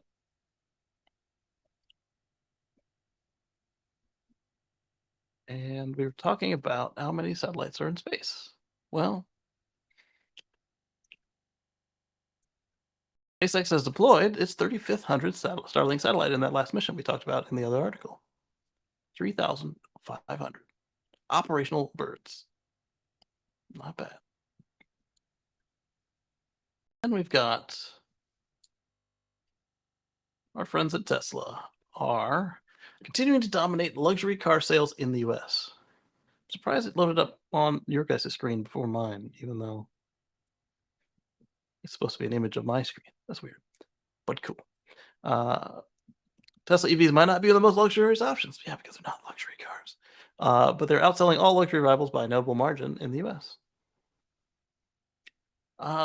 So that one, the premise of it is interesting because they're priced similar to luxury cars, but they're not luxury cars.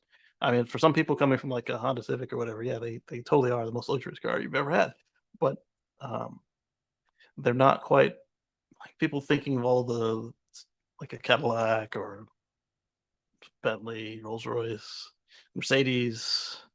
They don't really think Tesla when they think all that stuff, but some of them do cross shop because it's smooth, it's quiet, it's not a bad interior by any means. It's just not.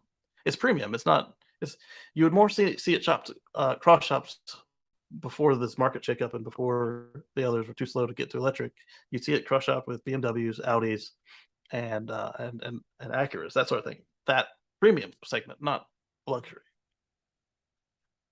But I thought that was a pretty interesting premise, and catch you on the flip side. Thank you, Zach, for the kind donation, and all the channel members and patrons for continuing to support, helping me out with running this thing, because it's not free. And for those of you that like watch the ads, I appreciate that too. And we'll catch you on the flip side.